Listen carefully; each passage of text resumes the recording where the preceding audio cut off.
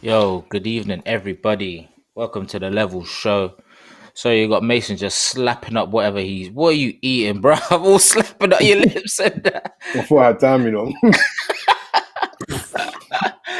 Welcome to the Level Show, people. I'm Kofi Cases. You got Mason, who's in here with 100% smoke, setting the levels tonight. Please introduce yourself, sir. Even though you don't need an introduction. Yeah, it's Rants, man. What's going on, people? What is really good. To be honest, a lot of people have been anticipating this. Yeah. I've been anticipating this as well because you're multi-dimensional. A lot of people just base you on football, but I've been following you for a little bit. I know you're into your ball. Like me and Mason both used to hoop a lot. I'm literally rewatching the All-Star game. Like that's what I was doing before I just came on here, bro. You see Steph? When I saw Steph and then Chris Paul dunk, yeah, I was like, bro, Chris Paul's 35. This is why. These are the kind of things that I like. Do you know what I'm saying? When you're seeing Chris Paul dunk, bro, like off an some alley. people have never seen that before. Like I've never seen Steph dunk. And man saw Steph dunk, yeah, and with space as well. My man dunked with a nice little bit, you know. That's what, to me, All-Star Weekend, that on like March Madness and that, yeah, that's what really, really gets me excited, innit, about sports. For me, like basketball is like the best sport in the world, bro. Like just to watch. Like for me, to watch 100%. You know them ones. Football to play for me, but to watch basketball, blood, like I love watching basketball. It's just action, constant. Like there's no nils. It's end to end chaos, bro. Like the whole time, innit? And when you see the exhibitions like this, it's unbelievable, man. It's unbelievable, man. So like I'm enjoying watching that All-Star game. Like I'm just watching it for the second time, and it's exciting. Yeah, it's exciting. I got the NBA pass, so I'm just watching, just rewatching it. I watch all my down games. the IPTV. Nah, I got NBA pass, bro. You're good, man. I got the pass. Hold tight the NBA, bro, for the pattern as well, blood. So man's got the NBA pass, full pass. So I watch everyone. Wicked. And what team do you follow? I've never really followed teams. Like I'll follow players. Do you know what I mean? It's one of them ones. Last year, the first time following a team, I was following the Rockets because like the Beard's my guy, bruv, and Russ is my guy as well. So like when I saw them two together, do you know what I mean? Since the OKC days, like I've loved them in it. So it's one of them ones. Like LeBron's my guy, but outside of that, like, I just love James Harden in it. So it's one of them ones. I like Russ more off the court than on the court, but on the court he's a bit scatty to watch. But like I love his interviews and just his personality and his intensity. He don't give a fuck. He don't care, bro. Like, that's what I love about him. Like if man was playing in the Prem, I'll be doing interviews like Russell Westbrook. They'll ban me. They'll mute you like Pogs, bruv. Yeah, they'll never ask me to go into any, bruv, because I'm doing the straight. If man asks me a stupid question, I'm letting him know, blood. Are you dumb, cuz? Yeah, I'll let you know. I'm like, bruv, like, man had 3 questions and you asked me that. Yeah. Now, you mad? Do you know what I'm saying? So, Westbrook, you get me? So, I'm enjoying it. But right now, Brooklyn, oh my days. Thank God they blocked that trade, bruv. Nah, but they just got flipping Blake, bro.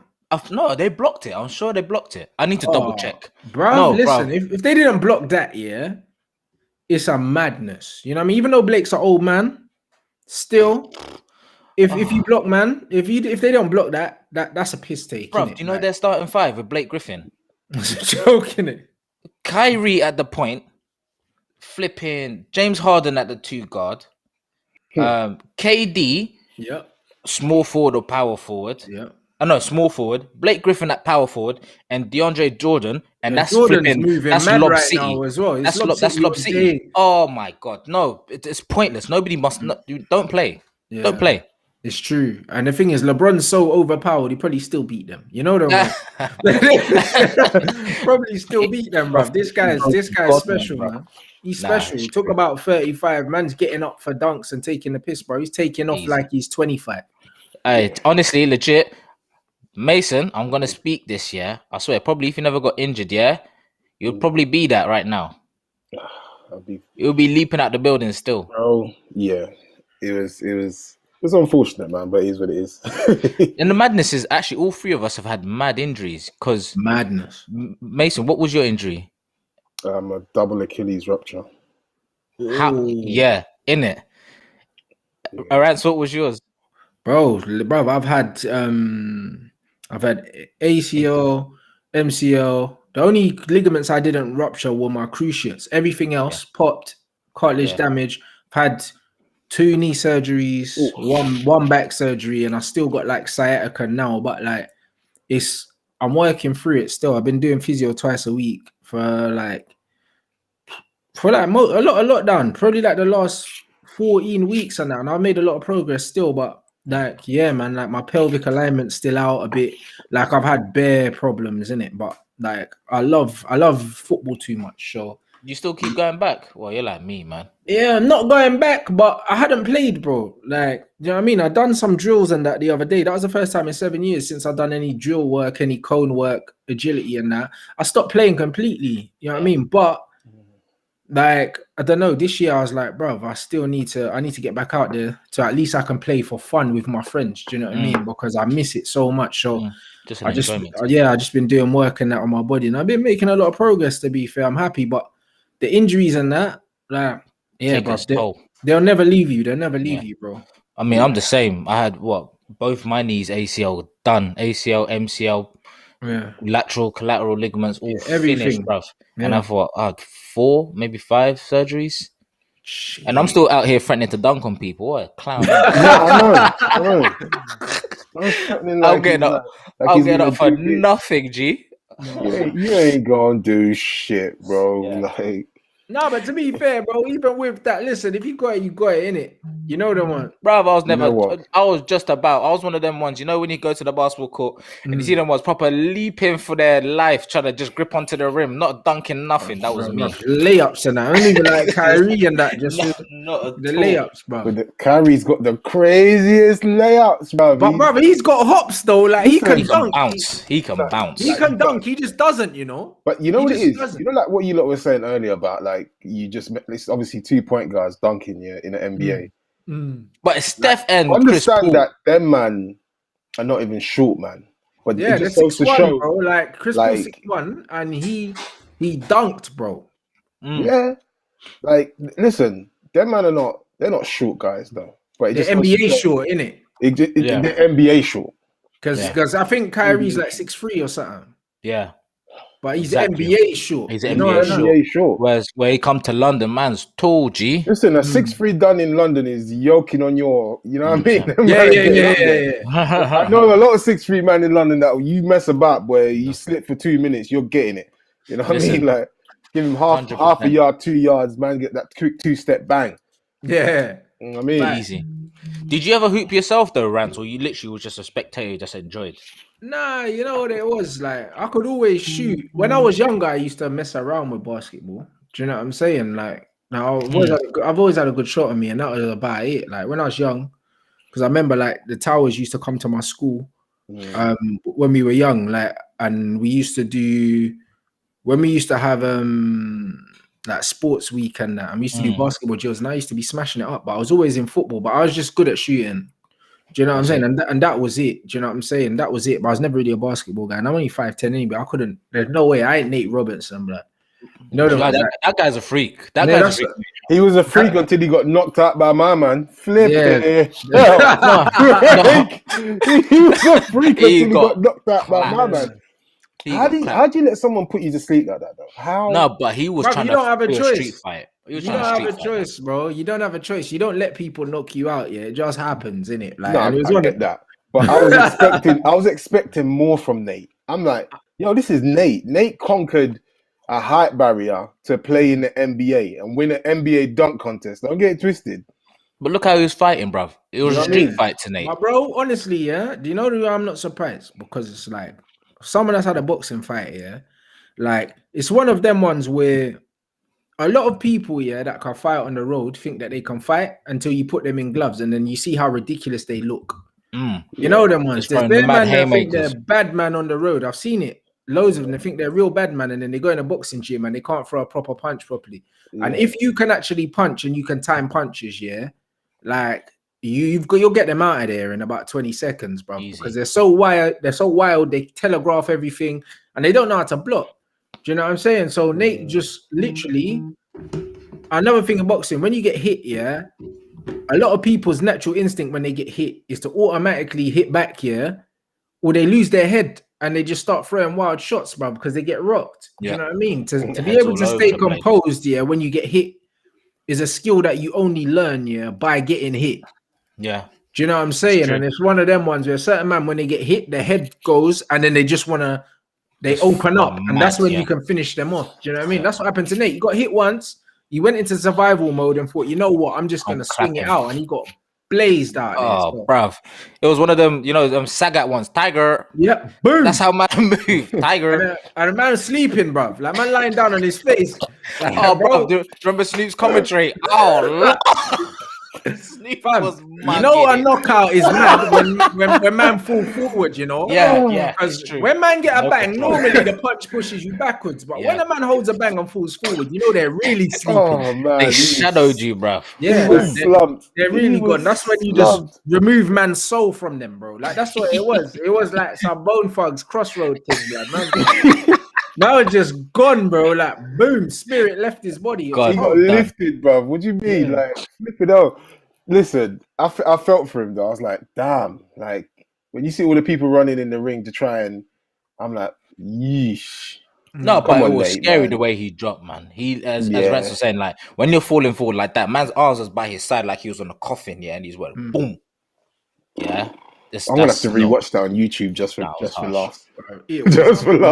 Bruv. Like, no, trust me, like, hey, mad.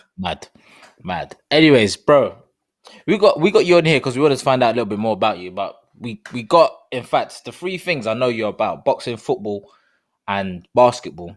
Yeah. But a bit more just to dive into for those who don't know as well. Like, you're London born, but whereabouts in London you from? Harlesden, Northwest, man, as well. Jeez, them bits were scary. I'm not even gonna lie, man. Yeah. Harlesden is not a nice bit. I only used to go up there for Sam's, fam. Yeah, it's home though, isn't it? It's home though. The thing is, I think places are always scarier probably when you're not from there, innit? You know them ones, because growing up here, like, I never went south, till I was like probably like 17, 18, not properly anyway. I used to go there to play football and that. But like, man wasn't like in bits and that. And then, like, I remember when I was heading to Fulham and I used to have to go through Stockwell and that. And bruv, like, Stockwell was them bits, looking mad them times. You had them skate parks and then people just chilling around them. Bro, that's what I'm saying. Graffiti everywhere and that. It was a different zone. I was more worried, when I was going Stockwell and that, when I was like 11, 12 years old. I was looking at this place and thinking, yo, this is slums, bro. Like, you know them ones, like, a man's from Harlesden, but people look at my ends and think that. You know them ones. But when I was going there, I thought, yo, this place is mad, fam.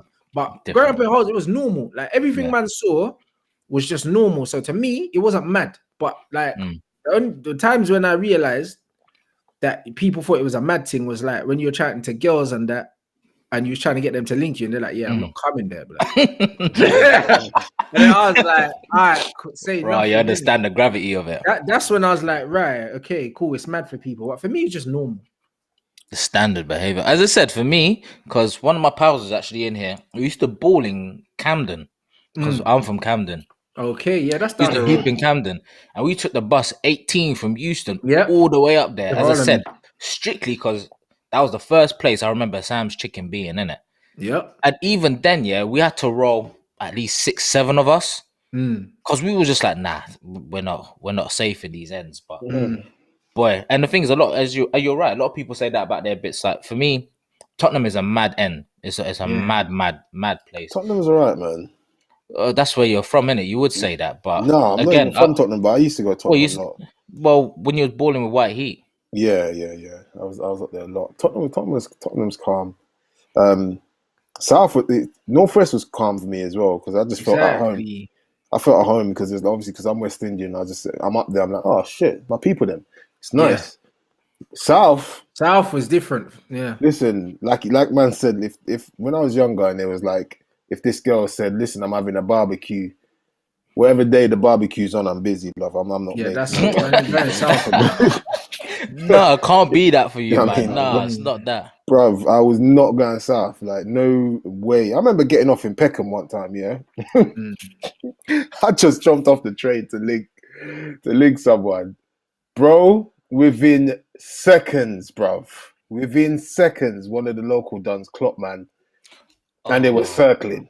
Bro, they can just smell that man's not from there. I don't know what it is. I don't know. You guys carry the North fragrance too much. Yeah, them man dress different though. I'm not gonna lie. You know what I'm saying? They do dress different. And because like when I went college in South, innit? Where'd you go? I went Richmond.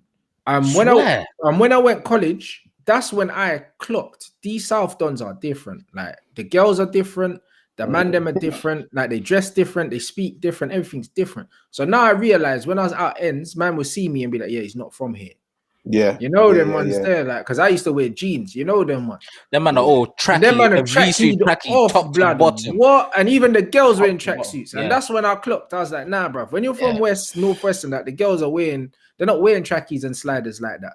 Like man was in, man was in at lunch and gal were coming. These guys are drawing you. Gal were drawing man in sliders and tracksuits, and that's when I thought, bro, like I'm not from here, blood. If we weren't on this podcast, I'll tell you a story about that willed me up. Oh my days! I was sweating.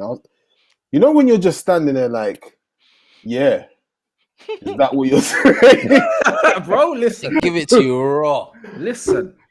That's how it was, bro. Like, you know what I'm saying? So that's when I realized, yo, there's a big difference between people from my ends and people from them sides.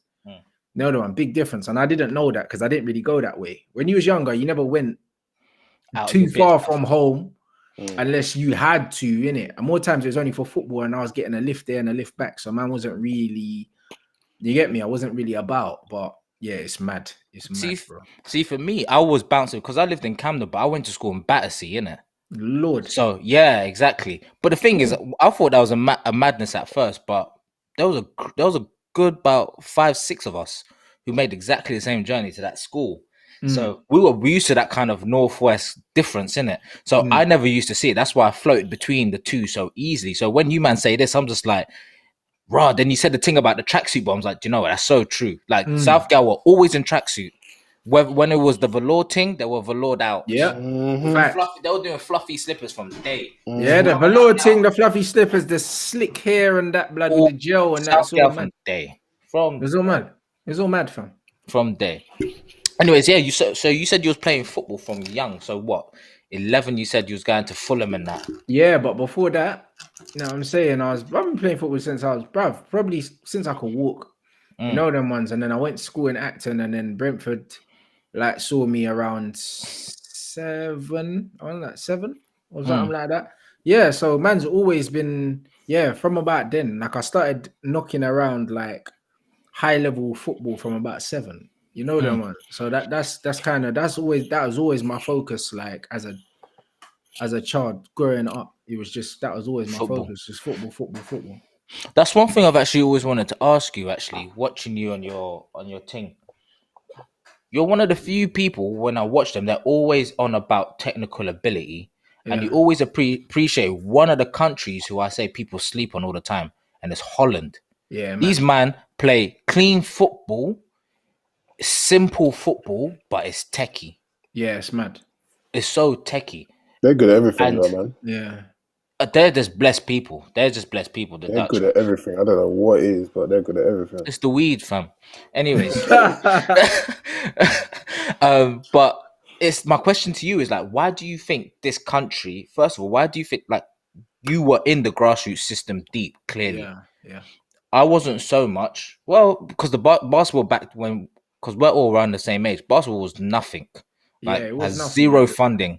So our grassroots was literally going out to the concrete and hooping. Your one's different. So explain like what the kind of grassroots experience was for you, and where do you think that? Because we still get it wrong, horribly wrong now. You know what it was, yeah. I'm very strong-minded in it, and from a young age, I knew that the way I wanted to play football, was the right way in it, even though it wasn't the right way here. You know what I mean? And that's why I ended up going abroad, you know what I mean, and playing football. Like I went to Sweden, like I went to a few places because I knew the way that I wanted to play football, the way I grew up watching football, it wasn't like that here. And the thing is, my uncle raised me to play football from a young age, and that was my mum's brother. And my first introduction to football, was Italian football. So, well, when they did the Channel 14 or whatever, Eurosport. exactly. That was my first introduction to football. Yeah. So I was watching players like Ruud Gullit, like George Weah, like all these men, like Clarence Seedorf, like Shevchenko, all these guys like Batistuta, Crespo, all these guys. So in my head, I'm watching all these technical players play, and I'm seeing the football played, and I'm watching the Prem, and I'm seeing these dead ballers, bro, just kicking it long and shit. Yeah, bruv. And I based my game technically on the continental football. And then I noticed when I went into academies young, I was technically better than everyone. I weren't the kind of guy that was going to be blood and thunder chasing everything. I couldn't be asked, bruv. You know them ones, they're like, I got Caribbean genes, I got fast twitch fibers, and that man's not out here like doing cross country, like burning out, chasing man down and doing all these things. I'm like, bro, pass the ball to my feet, bro. It's not too much to ask. You know them ones there. So my attitude was like that, and also because I come from playing football on the street, like technical dribbler, like to express myself on the pitch, and they tried to coach that out of me literally on my first day playing with these men, and I stopped enjoying playing football, blood. Like I enjoyed playing when I was playing with my friends. When I go down to Westway, or when I go to like down to like Eelbrook in Fulham and that, we used to go in the Astro and that. When I was out there playing with my friends, I used to enjoy it. When I was playing 11-a-side football with these guys, that were trying to coach me out and say, "Oh, pass the ball, two touch." Bro, I love the ball, blood. Man don't want to play 2-touch football all the time or 3-touch. I want to dribble. Like, I want to ISO, man. I want to stand man up and cook him. Like, that's what I want to do. You know what I mean? Like, that's what I want to do, bro. And that gets coached out of you, like, in the English system from a very young age, bro. And I remember, like, I was 8.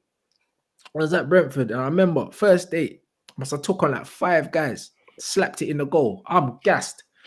And the coach is like, "Oh yeah, you need to pass more." I was like, "Bro, shut up, man." You know what? And I'm 8, but already in my head, I'm like, "Bro, I'm watching all these guys play football, like in Italy, innit? That's my football. I'm watching Del Piero, all these technical man, skillful man. Why don't you want me to move like that? I want to move like that. I want to play like that. R9. I want to play like that. Do you know what I'm saying? If I get the ball and I'm near the goal, I trust myself before I trust anyone else, blood. I'll pass you the ball if you're in a better position than me. But if you're not, I'm not going to wait for you. I'll go on my own. I've always had that confidence. I'll go on my own. What, 2-3, man? No problem. Cool. You know, like that. And they'll be like, yeah, who'll be better if he passed than that? I'd be like, bruv, man's scoring, innit? How am I going to beat 5 man and score? And you're going to say, right, you need to pass. But clearly I don't, because I scored. Yeah, exactly. You know, like that. And it's like they kept trying to, even when I did things right, they kept trying to like push it out of me. Like early, they were like, "Nah, pass." Like I'd beat a man, and their man would be screaming pass, and I'm like, "Bruv, I mean, like, there's one more guy, and the goal's here. I'll cook him and score, bro." Man saying pass, bro. You want me to pass backwards, bruv? I'm not going backwards.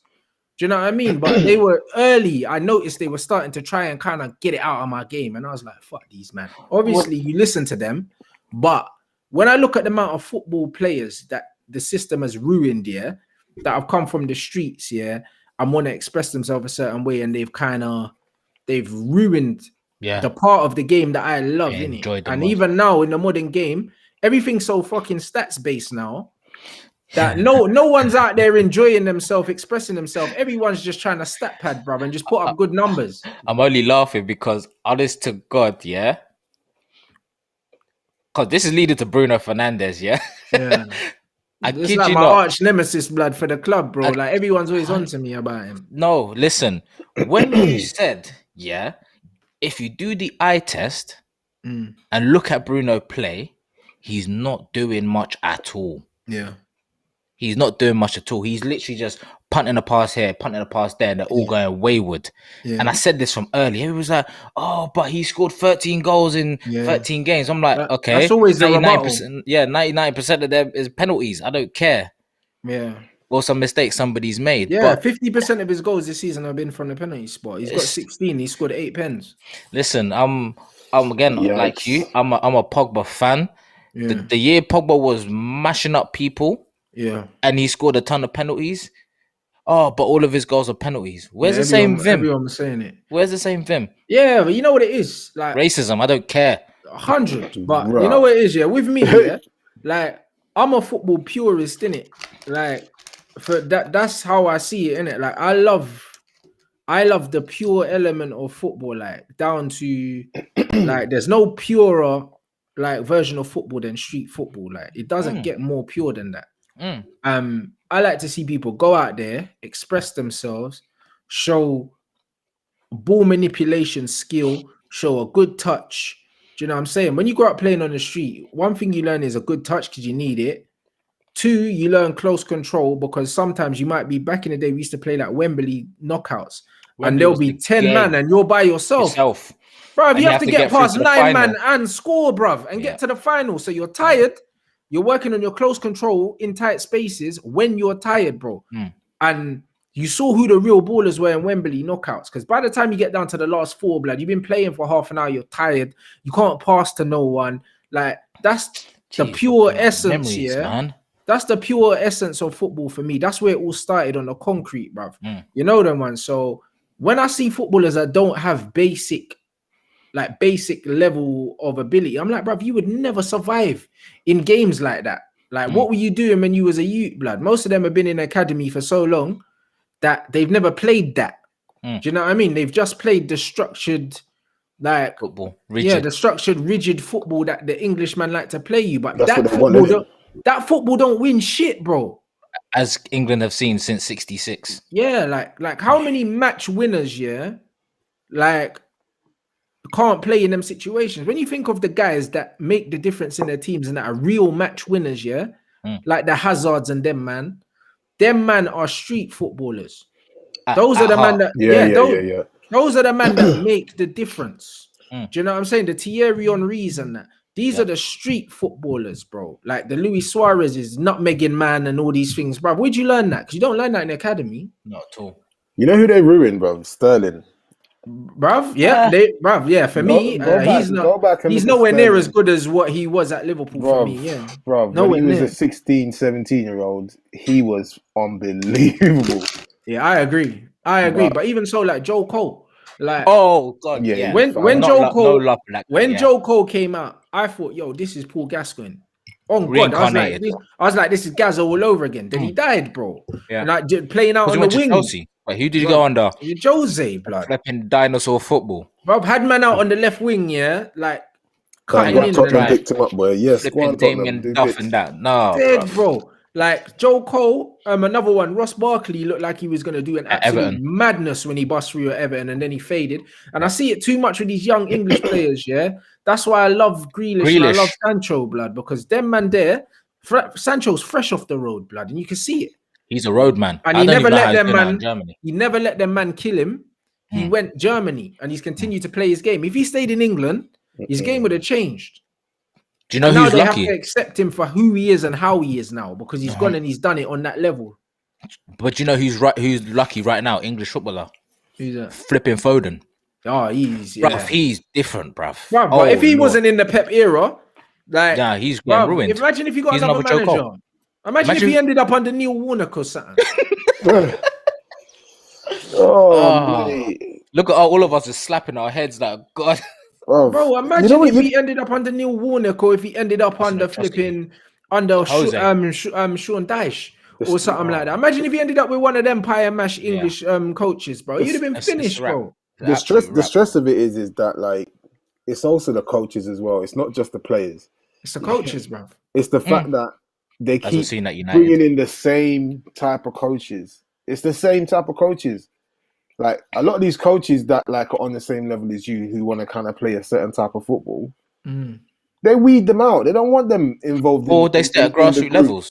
Oh, they just stay at grassroots level. Yeah, they stay at grassroots level. They never get the jump in it. The jump goes to the players. Now the managers that used to be players, they get ahead of the queue, like your Lampards and like your Solskjaers. Solskjaer's literally the worst manager I've ever seen in my life, and he's managing Manchester United, bro. Like legit, I could do a better job than him managing that football team. I can say that without any doubt. He I could do a better job than him, man. So you lot got to give him a chance, innit?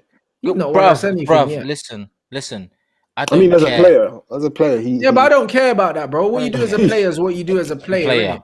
He's not done anything. He's not shown me anything for me to respect as a manager. Like nothing at all. Like, do you know what? Bro. Like, his football IQ is so low, it's unbelievable. Like, I'm gonna stick up for him a little bit. Yesterday, honestly, I told you today, I was so not looking forward to like sometimes talking on today's show because I was ready. We're gonna firm 7-0 in my head yesterday. Yeah, we were gonna lose as well. Yeah, but then we won. And the thing is, in the first, although we got it by chance, he did push that line higher, which is dumb because he's not playing Eric Bailly.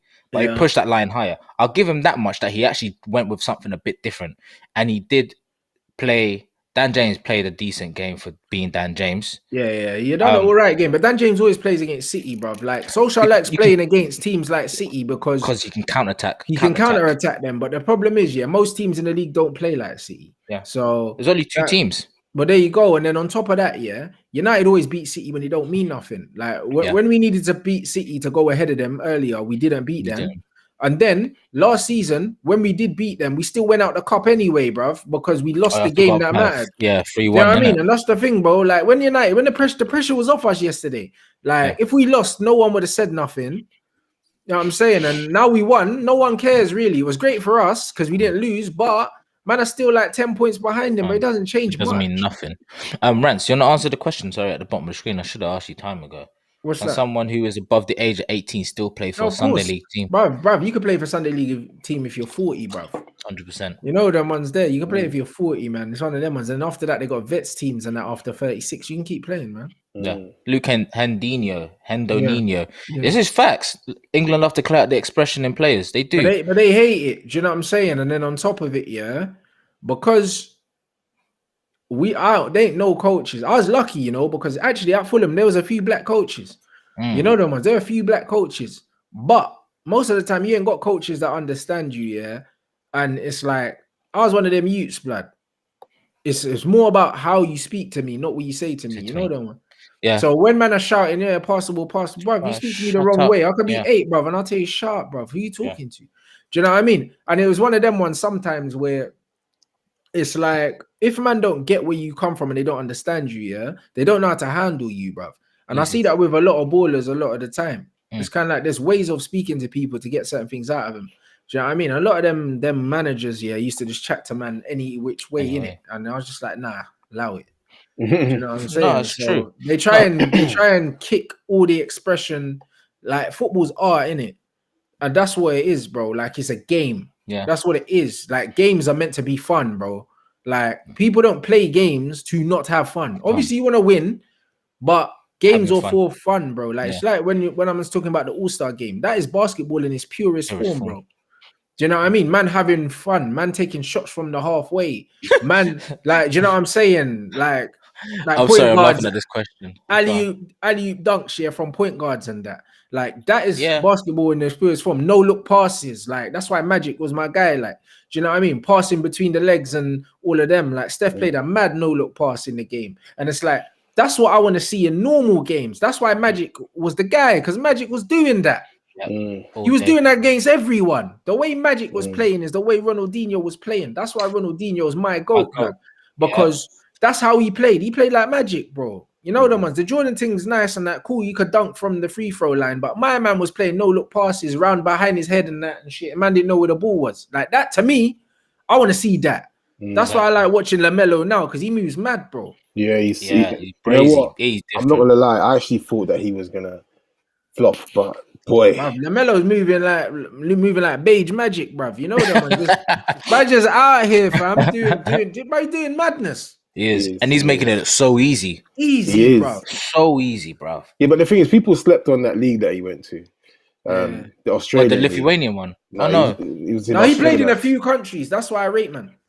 The Australian League isn't. It's a good league though. There's a lot of players who come over from there. This is why, like, obviously England are just pants, bro, because you got a country like Australia where like half of the country, well, I think even 2/3 of the country can't even live in, and they're still beating humans us. ain't meant to live there, blood. That country's mad. It is mad, bruv. It's just full of flipping ex-English criminals, isn't it? That's how the thing was even built. That's a history lesson we won't go into. At one point, they had 40% of the population were criminals. Yeah, imagine that, bruv. That's a mazzoline. It's a riot every single day. You're literally stepping out and getting robbed. Yeah, facts. Mad easy. But anyways, the main question, I mean, that I was trying to get at was, like, why do you think there's such a problem in the grassroots system? It's culture, and how can it change? It's culture, bruv. Like, I think it's changing now. You see more technical players, more foreign coaches have come in and they've influenced the way football's playing. Now you're seeing these English coaches trying to play out from the back, whereas before it was like, sod this, route one, lump it. Do you know what I mean? And now you're starting to see them try and play out from the back. But the problem is a lot of these players ain't got the technical ability, so it looks dead. You know them ones. Yeah, but the youngers like your Fodens, like your Jadens, like your Mounts and that, like your Hudson-Odois, they're a lot more technically sound than the previous generation. So eventually England will catch up. But football-wise, England are about 20 years behind everyone in Europe. Do you know what I mean? I think it's gonna be sooner than 20 years, if I'm honest, because no, but I mean in terms of their development, in terms of where mentally. Yeah. You know what I mean? 100%. Like where their mind is football-wise, these men were here 20 years ago, 30 years ago. Like the Dutchman and that, them man were doing it in the 80s. Do you know what I'm saying? And England are only getting there now. Do you see what I'm saying? Like the Germans been doing it for time. England are only getting there now. Yeah. And now the best coaches in the world are the young German coaches coming through. You got Nagelsmann, you got Tuchel at the moment that's doing bits at Chelsea. Obviously Klopp did his thing as well, bro. Capitulating Liverpool. I'm so happy, bruv. Listen. That's put the fattest smile on my face this season. I don't care. All right, yeah. Remember, the heart of the team got ripped out of it. We can't blame one player. Nah, man, give him at least till summertime. Give him give him till summertime. Listen, the way these men are sinking like the Titanic. I've got bare man in the WhatsApp talking about like getting rid of him. I'm like, nah, man, give him some time. You not forgetting what he was doing when he had the whole squad available. No, I get it. Nah, but bro, I still rate Klopp. I still rate Klopp because he's worked miracles with the players he's had. Remember when he first came in, he didn't have that squad. Even the squad he's got now, I don't rate it too highly. I rate him. Champions League final with that dopey keeper, bro. No. Listen, I rate Klopp, innit? I rate him. I don't rate his players.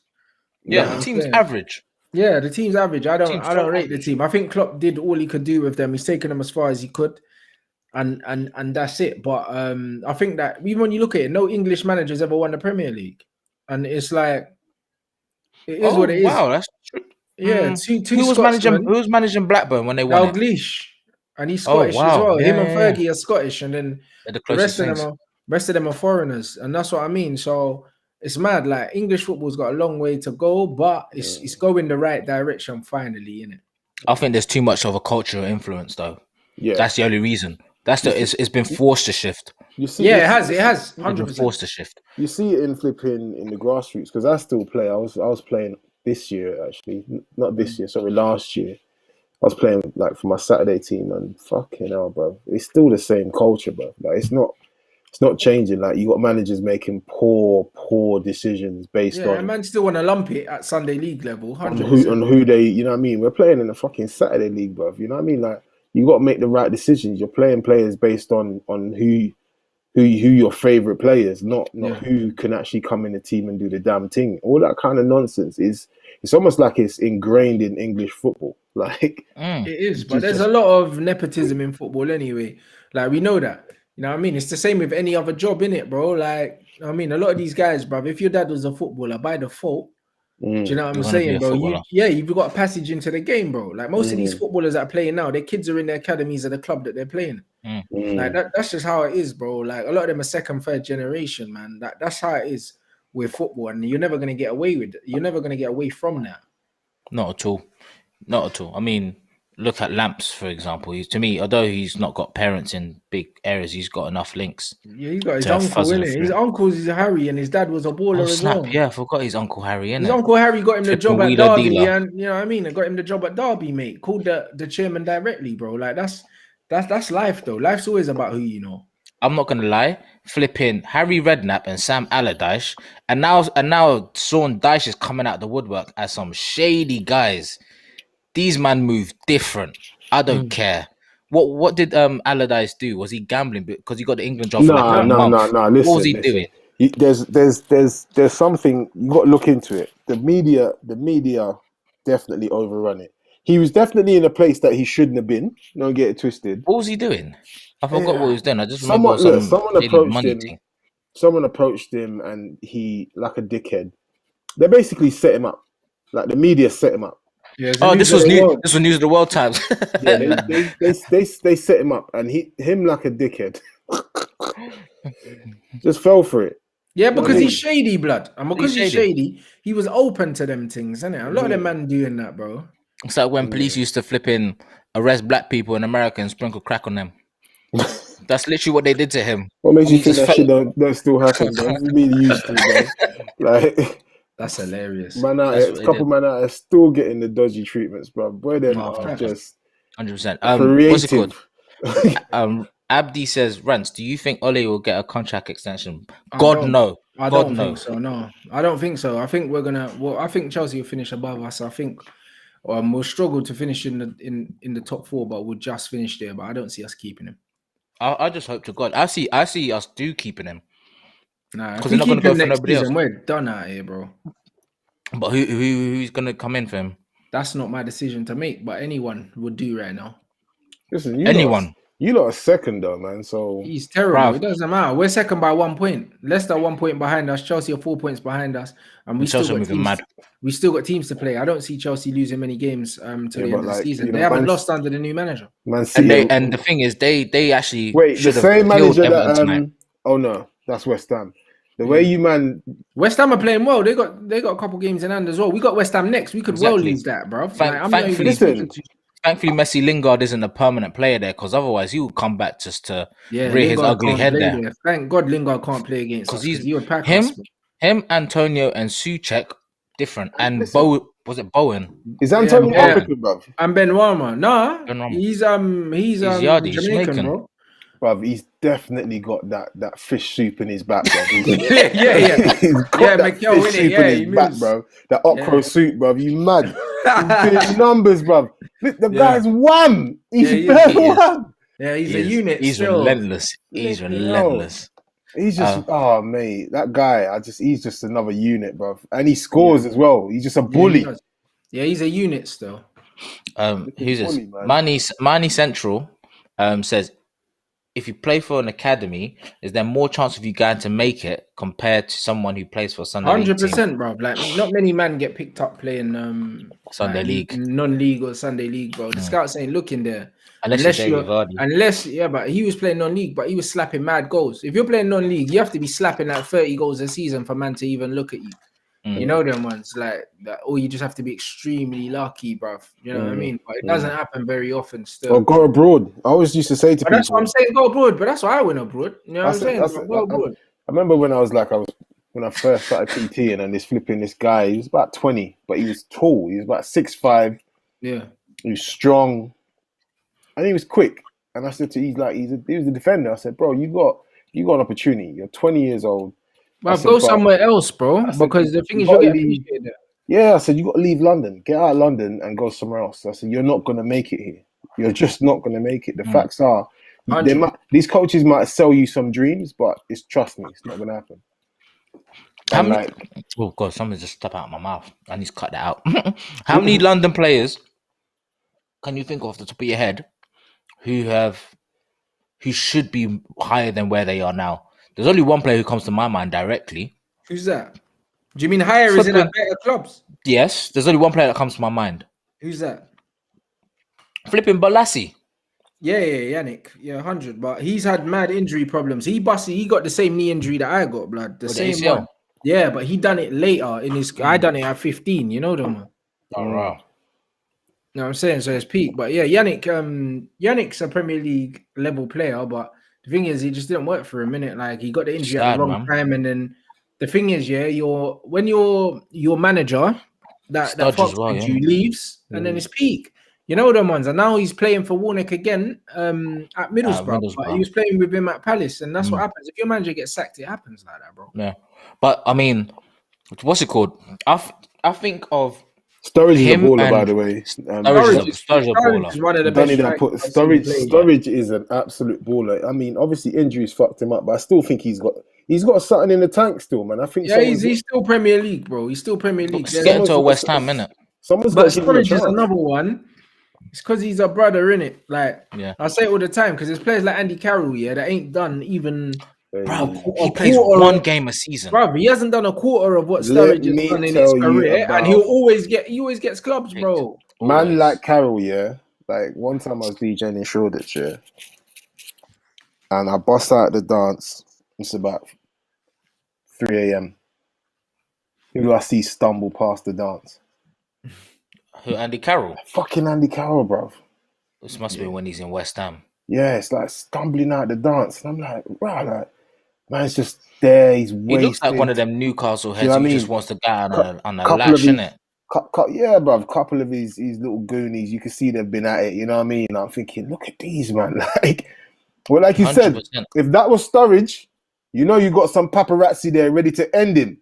This is the racism in football that needs to be talked about. In fact, before we delve into the racism in football, the one thing I wanted to say about Wilf and Balassi, they remind me of T-Mac and Vince Carter. T-Mac stayed at flipping Raptors championships. T-Mac's the GOAT. Anyway, next. Them two were two players playing football like the old school way. It was like watching street ball when you saw Balassi and Zaha, bro. It was a myth. Them two were just ragovers. Yeah, them man were doing madness, and them man were just saying, over to you. You do a thing, I do a thing. To you, literally. Like every game was all-star game when them two were playing. It was mad, and they got them promoted playing like that. Trust. Yeah. I mean? It's never been seen like that, bro. Like two men just cooking people every week, bro. Like that's football. That is pure. I don't. This is why I don't understand what happened to Balassi, because he was doing numbers. It's injuries, bro. He's had some bad ones, bro. Injuries, and the thing is, I still think he doesn't get as good a rep as he should do, because I think coaches look at him just like, oh, he's just like a freestyle footballer. Like what you're saying, coaches want to coach it out of him. Because when he was at Everton with Lukaku, he was moving crazy. Yeah, but that's the season he got his injury, if I'm correct. Yeah, exactly. But he was putting the ball into Lukaku, someone who likes being in the box. So it was a match made in heaven. And obviously, because they're both Congolese as well, like they speak the same language. Bloody hell. You know what? Let me quickly touch on that. Do you remember what happened with flipping what's his face the other day? Was Zlatan? Yeah, bro. Yeah. So I had a brother in my WhatsApp group, one of the groups I'm in. It's a football banter group. He was saying basically, he don't think what Zlatan said was racist. Yeah? What does Zlatan say? He just said something about his mum doing voodoo or something. You said you're gonna get your mum to do some judge something. I mean, voodoo on me. From my point of view, that's just banter, bruv. Yeah, that's how I took it. I don't know though, but in the context of the conversation, you know, the only reason why, I'm not looking too deep into it is because these two men have played together at Man United. So thank you. They've been in the dressing room. So they've been in the dressing room together. They've had conversations. So he's privy to information that we're not. You know them, man. So he could be making fun of him, about something that they've already spoken about. You know them, man. So because of that, like he probably didn't make no secret, because them man say them like, bro, the go witch doctors know them things, bro. Like you hear them talk about it. Like Adi Bayo was like, bruv, like his family do juju and that, bro. Like he's Obi a man. Open. They're open about it. So exactly. So he probably said, yo, listen, like what you gonna do? Get your mum to do a voodoo on me? Like, you know what I mean? There's like exactly. But why you got to draw for man's mum though? Like why you got to brothers banter? They've been in the same dressing room together. They've been in the same dressing room, and he's probably spoken about his mum doing voodoo before. That's how I take it. You know them, man. So he's probably just said, you know what? I'm gonna stick it on man because I know, like, bruv, that's cheeky, innit? Man's being cheeky. You know what I'm saying? If they hadn't played together and they didn't know each other personally, because even after that, he said, yo, we spoke on the phone, it's calm. Like Zlatan said he wants to meet up and just chat and that because they had the same agent at one point. So like they know each other well enough. You know what I'm saying? That them man can phone each other after. Yeah, just have a. You see what I mean? So because of that. You know what I mean? Listen, Zlatan is suspect though. Like he is sus, 100%. Like Luke Hendino. Yeah, I'm with you, bro. I think he's suspect. Facts. He is, bruv. Listen, he's under the microscope now, blood. You know what I mean? I unfollowed him on Instagram, anyway. You unfollowed him? Yeah, I unfollowed him still after the LeBron thing. I unfollowed him, bruv, because I'm like, no, the LeBron thing was mad. Because for me, that's unnecessary. He's just saying basically don't use your platform to be like a social advocate.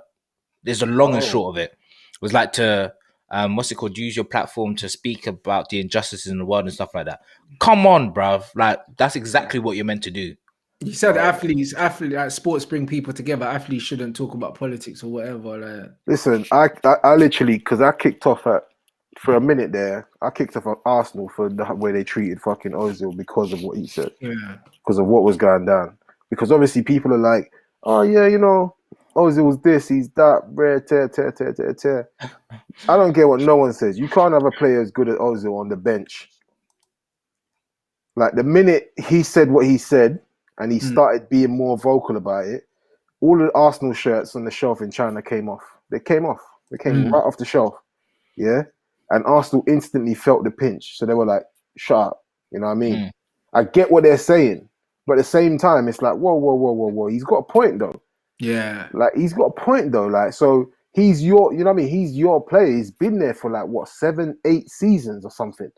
Like, you owe him something. In a way, I don't know, football, you don't owe no one nothing. Man's getting paid to do a job, you do it, you go home, whatever. But at the same time, it kind of just shows like where we're going with this thing, man. It's not a nice place, man, and we're not heading in a nice direction because what he was saying is actually correct. And I feel like the way Arsenal dealt with the situation was just, it definitely wasn't the one. They benched him. Yeah, they froze him out, but that I think froze him out because they were trying to appease a certain group of people, and I think that's bad. I think, but that leads nicely into just general racism and what's it called, racial profiling or stereotyping within football. Yeah. That's all it is. Like one of the examples I like to use from recent history. Look.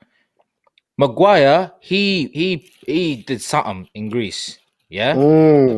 Yeah, that no brother would have recovered from. If that was Pogs, Martial, they would have been saying, sell him, all this, that, and the other, boom.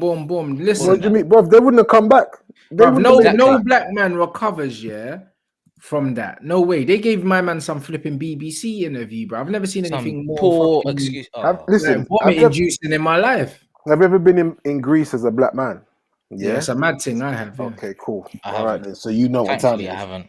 You know what time it is. This is how you know if it was one of those black footballers. He it's not happening. It would have been different.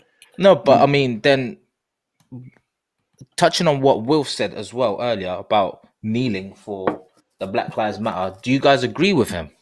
I do agree with Wilf. I do, because you know the reason why I agree with him. I agree with him because I feel like every black person should be allowed to have a different opinion on it, and none of them should be seen as right or wrong. If you're black, and you're fucking tired, of it because you're like, right, if you're not going to change anything, if you're not going to start banning people for doing these things, if you're not going to do, then bro, I don't want to partake in this bullshit. I get it. Yeah, I'm all for it, bro. Like, the different people are dealing with it differently. Some people are just tired, bro. Like, do you know what I mean? Some black people don't want to talk about racism. It's not. Nope. Do you know what I mean? Because they're not talking about it, that doesn't mean they don't care. It's because listen, a lot of them are saying, you know what? No matter what we say, nothing's gonna change. So fuck it, I'm gonna get on with my life. I get that. Nothing's gonna change, bro. I respect that too. I don't think that anyone should have to come out and talk about it. Do you know what I mean? Talk about what you want to talk about. If you don't want to talk about nothing, don't talk about nothing. You know them ones like Rashford's out there feeding kids. And you get me, but then I mean, when man talk about racism, he was nowhere because he didn't want to talk about it. Yeah. If that man talk about what he wants to talk about, like, do you know what I'm saying? Like, not everyone has to jump on the wave, and if they don't talk about it, then it's all this. Nah, it's bullshit, bro. Like, if you want to talk about racism, talk about it. If you don't, because you don't want to smoke, you don't have to. Leave it. You know what I mean? If you don't want to kneel I get it because, bruv, we've been protesting for years and nothing ain't changed. So if you don't want to kneel because you think it's token gesture is bullshit, cool. I respect your opinion on that, bro. Like, there's nothing wrong with it, bro. Like, however you want to deal with it, deal with it. Because at the end of the day, it's bullshit. We all got to suffer. Then, in that case, then how do you think then they should try and change it? Because what's it called? Who's been through it recently for United? Bro, loads of footballers. Tuanzebe got it. Rashford got it. Martial got it. Bro, at the end of the day, yeah, until man start getting proper bans, yeah, for fans abusing people like in the crowds and that, if a player does it, they need to get proper bans. They're giving man like 20 grand fines and that for like whole nations and that. Like, it's a piss take. It's like until you start docking points and doing proper things, yeah. Like, man are not going to take it seriously. Do you know what I mean? Until you start showing us that you're taking it seriously, like, we can't take it seriously. Yeah, but do you think I feel like in football, yeah, because I've been in situations like that before as well. I've seen it. You must have seen it coming up playing football as well. Where like, I got called a monkey at like 8 years old, like, in fucking playing in fucking I was in St. Albans, one of them little country youths. You know them, man. That's what I mean. When I was a kid, so I got early doors, bro. Do you think it's more of like a in the heat of the moment thing? People try and draw for the biggest thing that will try and affect you, or try and get at you, or do you think it's? I mean, look, but they're thinking it as well, though. You know, the ones there. You know what I'm saying? And it's usually when you're getting the better of them and that, and they just want to say something to hurt you because they know that triggers people. But it doesn't trigger me. You know, the ones there. Racial abuse don't trigger me, bro. Like, I'm so immune to it. You can call me whatever you want. I'll laugh, bro. You know what I mean? Like, honestly, like, I'm immune to it, bro. Like, do you know what I mean? Do you know the amount of racial abuse that I've seen directly? Like, since I've been doing the social media thing, and remember, I've delved in politics. I've delved in everything. So I've had them Brexit man abusing me, bro. I've had man emailing me these things, like DMing me, bro. I've seen it all, bro. Like, literally, out of everyone on YouTube, literally, that's in this football thing, no one's seen even a tenth of what I've seen, bruv, just because of the stuff that I've done when I was doing stuff around the referendum and stuff. Like, bro, man's seen some real life abuse, and it doesn't mean nothing to me, bro. I laugh it off. It doesn't mean shit to me because I know it's not true.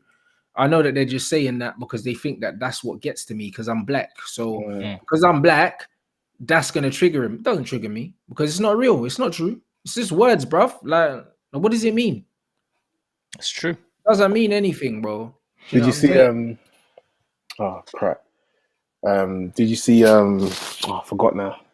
Lost my fucking train of thought. Stop sipping that wine, bruv. That wine is laced. No, like, you know, it's like I've opened up like this thing and I'm getting distracted by this flipping Harry business. Like this Harry. I haven't watched it yet, but I'm due to watch that. Distracted by that. I'm thinking, wow, like, anyway, I've got to get onto that later.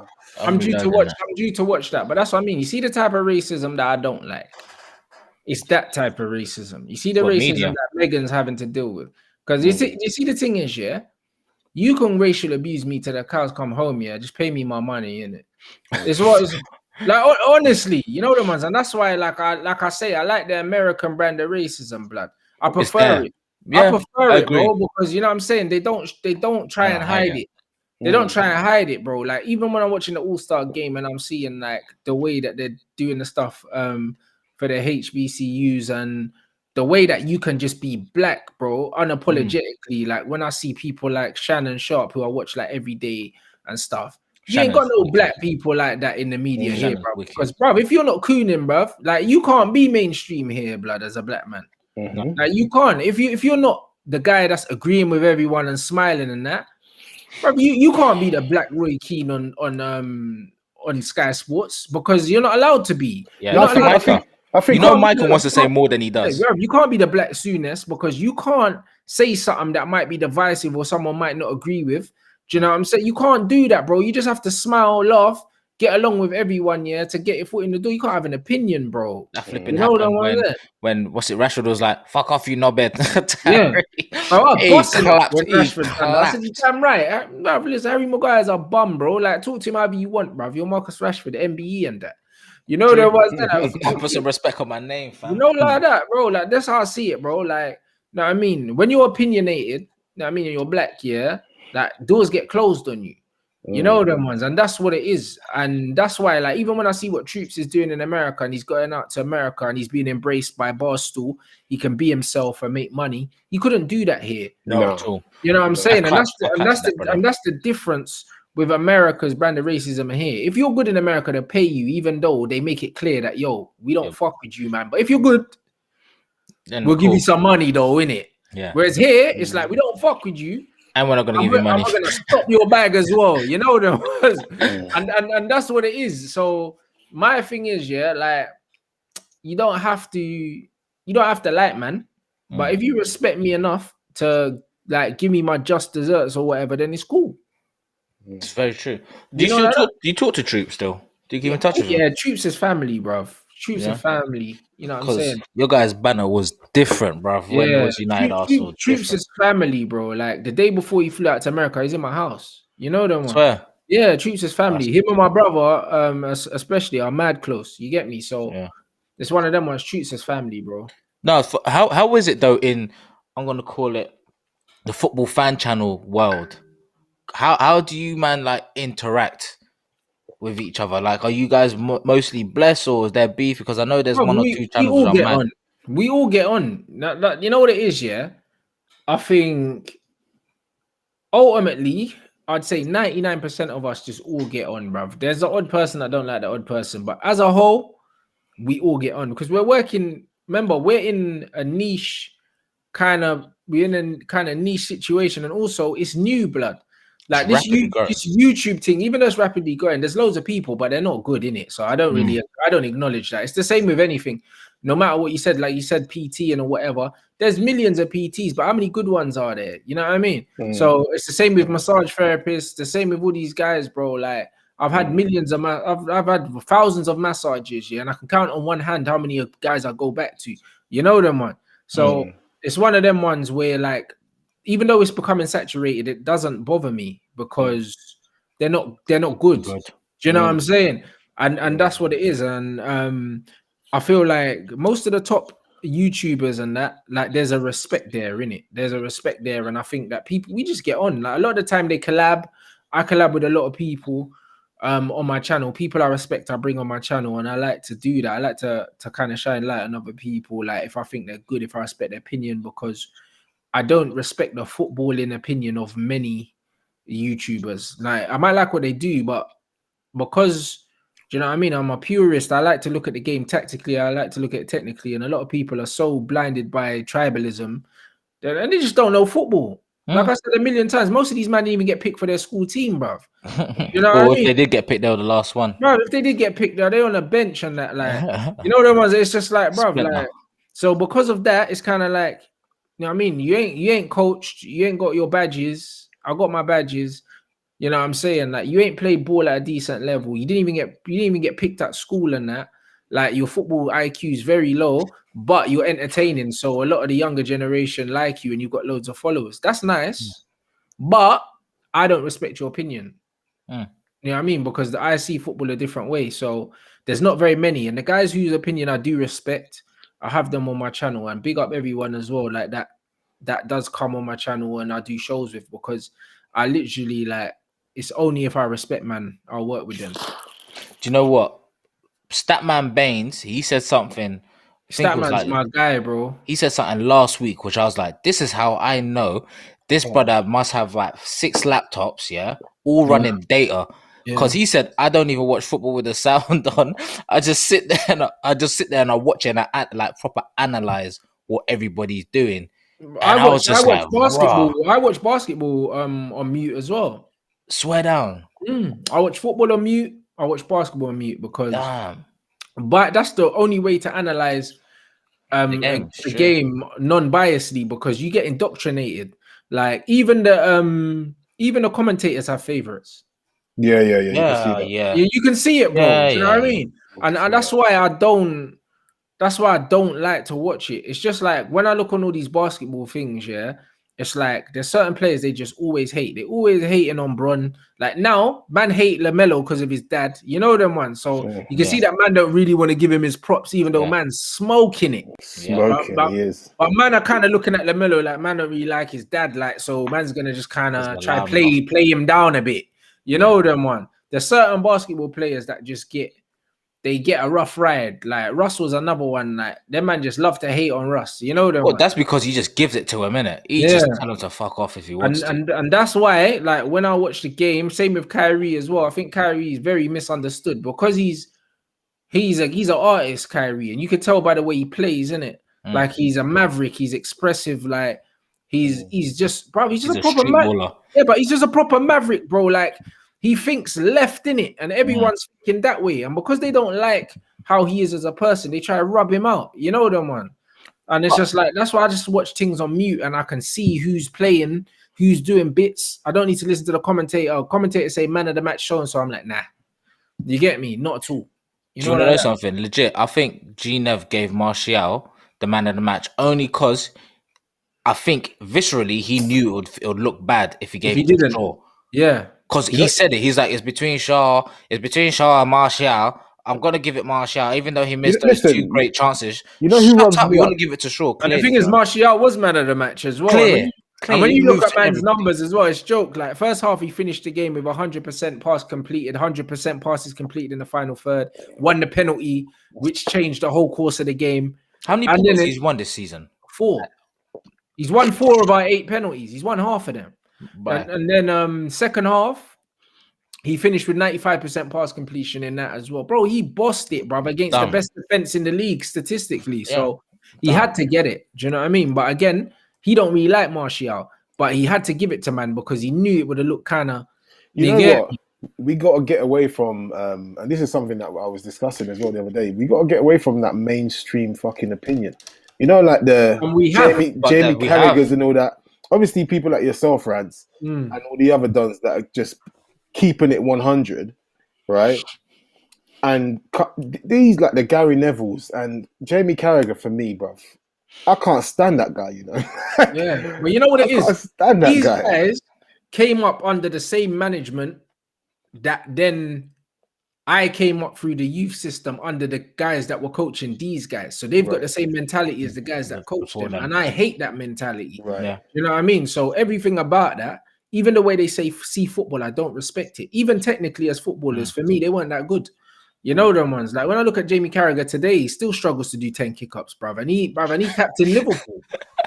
Do you know what I mean? Like he's man's got 2 left feet, blood. Like and he made a whole living out of football, and then he's retired, and now he's making a whole living, a whole living Fleming in somebody's face. Yeah, out of another thing a black man would have never come back from.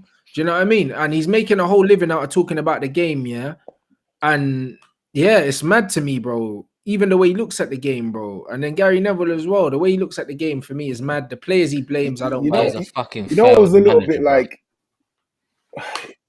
I liked when he went to flipping, was it Valencia? Yeah, and he died. Oh, I loved it. The most horrible death. Yeah. And he got slapped up. Oh, I loved it.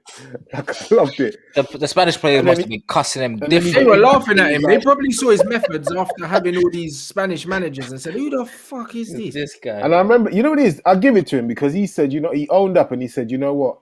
He said he came up against Diego Simeone. I was watching this interview with him. And he said Simeone was just toying with him, like just mugging him off, basically. Like the way he was bossing the game, the instructions that he was giving, he was just toying with him. And I'm like, yeah, you needed that because you are one of them guys that had a big mouth. He needed to bring you down a peg, innit? Yeah, you needed to come down a little bit because I don't feel his football knowledge is that great. Yeah, and I'm not saying that mine is expert level. Do you understand what I'm trying to say? I'm nowhere near an expert on football, right? But come on, bro. Like you can see, we can all see and judge things. And I just feel like his opinion is biased. Same as Carragher's. They're just biased. Yeah, they like who they like, innit? And they like what they like. You know what I'm saying? And Gary Neville's got this mentality where obviously he's Manc, like born and bred. Do Do you know what I mean? So he loves that. You know what I mean? He loves them kind of players. That's why he loves Rashford. He loves them, man. Because anything that's homegrown, yeah, he'll throw his hat on. Because do you know what I mean? They've got that tribalism inbuilt. Do you know what I mean? And that bias is kind of like if you within the fan base right now, it's kind of like you can't love Rashford and Martial. It's like you got shit on Martial here to make Rashford look better and all these other things, and he does that. You know them ones. Martial's better, just saying. Yeah, exactly. And Scholes does that as well. I'm not gonna lie, I rate Martial, bro. I think he's a good player. Any team would take him. Yeah, who wouldn't take him? He's a top player, but the thing is, I don't think he's consistent enough for you, man. Though that's the club's not helping him though, and he's not helping himself in certain instances. But like, there's a lot more in there, innit? The performance that he put in yesterday, that he puts in performances of that level most week games. in, week out. I don't think the thing is, he doesn't score. Man, don't give him his flowers because again, I don't think he's done though. I think he can get even. I reckon he's one of them players that could get better. Yeah, he's not. He's 20. Was he 24, 25? Yeah. He's not reached the ceiling. Nowhere near it. I reckon he can get better. He's got a ton of ability, bruv. Like crazy ability. Listen, imagine United had a coach who played attacking football. If Pep had this United team, I'm sorry, we're gone. Yeah, we're gone. Clear. Never gonna happen though. Like this is, of course, it's never gonna happen. Listen, even I'm gonna go as far as Bayern wouldn't even touch us. It's English football, man. They're not gonna do no. You know. Okay, so you know what I looked at because what's his face, Moise Ken. Yeah. Bruv. He's looking nice at PSG. I ain't gonna lie. I couldn't understand what they were doing to him at Everton. Like, I just didn't understand what they were doing to him at Everton. They had man playing Brexit ball, innit? That's what happened, bro. And he's in PSG. I'm thinking this guy looks like a different person. Yeah, and he's banging goals on that. And that's the thing. That's the thing. Sometimes it just takes the right coach and the right system just to release someone in it. And I think that Martial is the right coach away from people putting respect on his name, innit? You think he'll leave United though? Like, listen, I hope so. For him, I hope so. Him and Pogs, for their own good, go. I don't want to, obviously. Yeah, but have you noticed the way like Carragher and all them man always trying to shit on Pog? Have you noticed the way they're always trying to shit on him? But you know why it is, bruv. Like, we all know why it is. You know what I mean? Man don't have to play them games, and that's why people don't like it, because I call out these things. You know them ones. I call out these things, and people just want me to kind of just pretend that I don't know why. I do know why. You know them ones there. So, like, it is what it is, and bruv, and that's why, do you know what I'm saying? Man's divisive at times, bro, because I'm not going to see blatant things and not say it for what it is, bro. Like, 99% of the shit that Pogba gets is because he looks like me, bruv. That's it. Because like no one would be denying this brother's ability if he looked like McTominay. It's undeniable. Yeah. Remember what's it called? Deeney said about him coming on last year, around about January. He said no one could get near, man. They were shook when man stepped foot. They were shook, and they were up 2-0 at this time. They said this game can go left quickly. Yeah, but it's crazy how it's not just the English people that try and step on him. It's like it seems like he only gets that. It's like everyone tries to step on him. No, but not really, because they love him in Italy, and then when he goes to the French setup, bro, they worship him, bro. Like, even when he's not playing, it's only in England.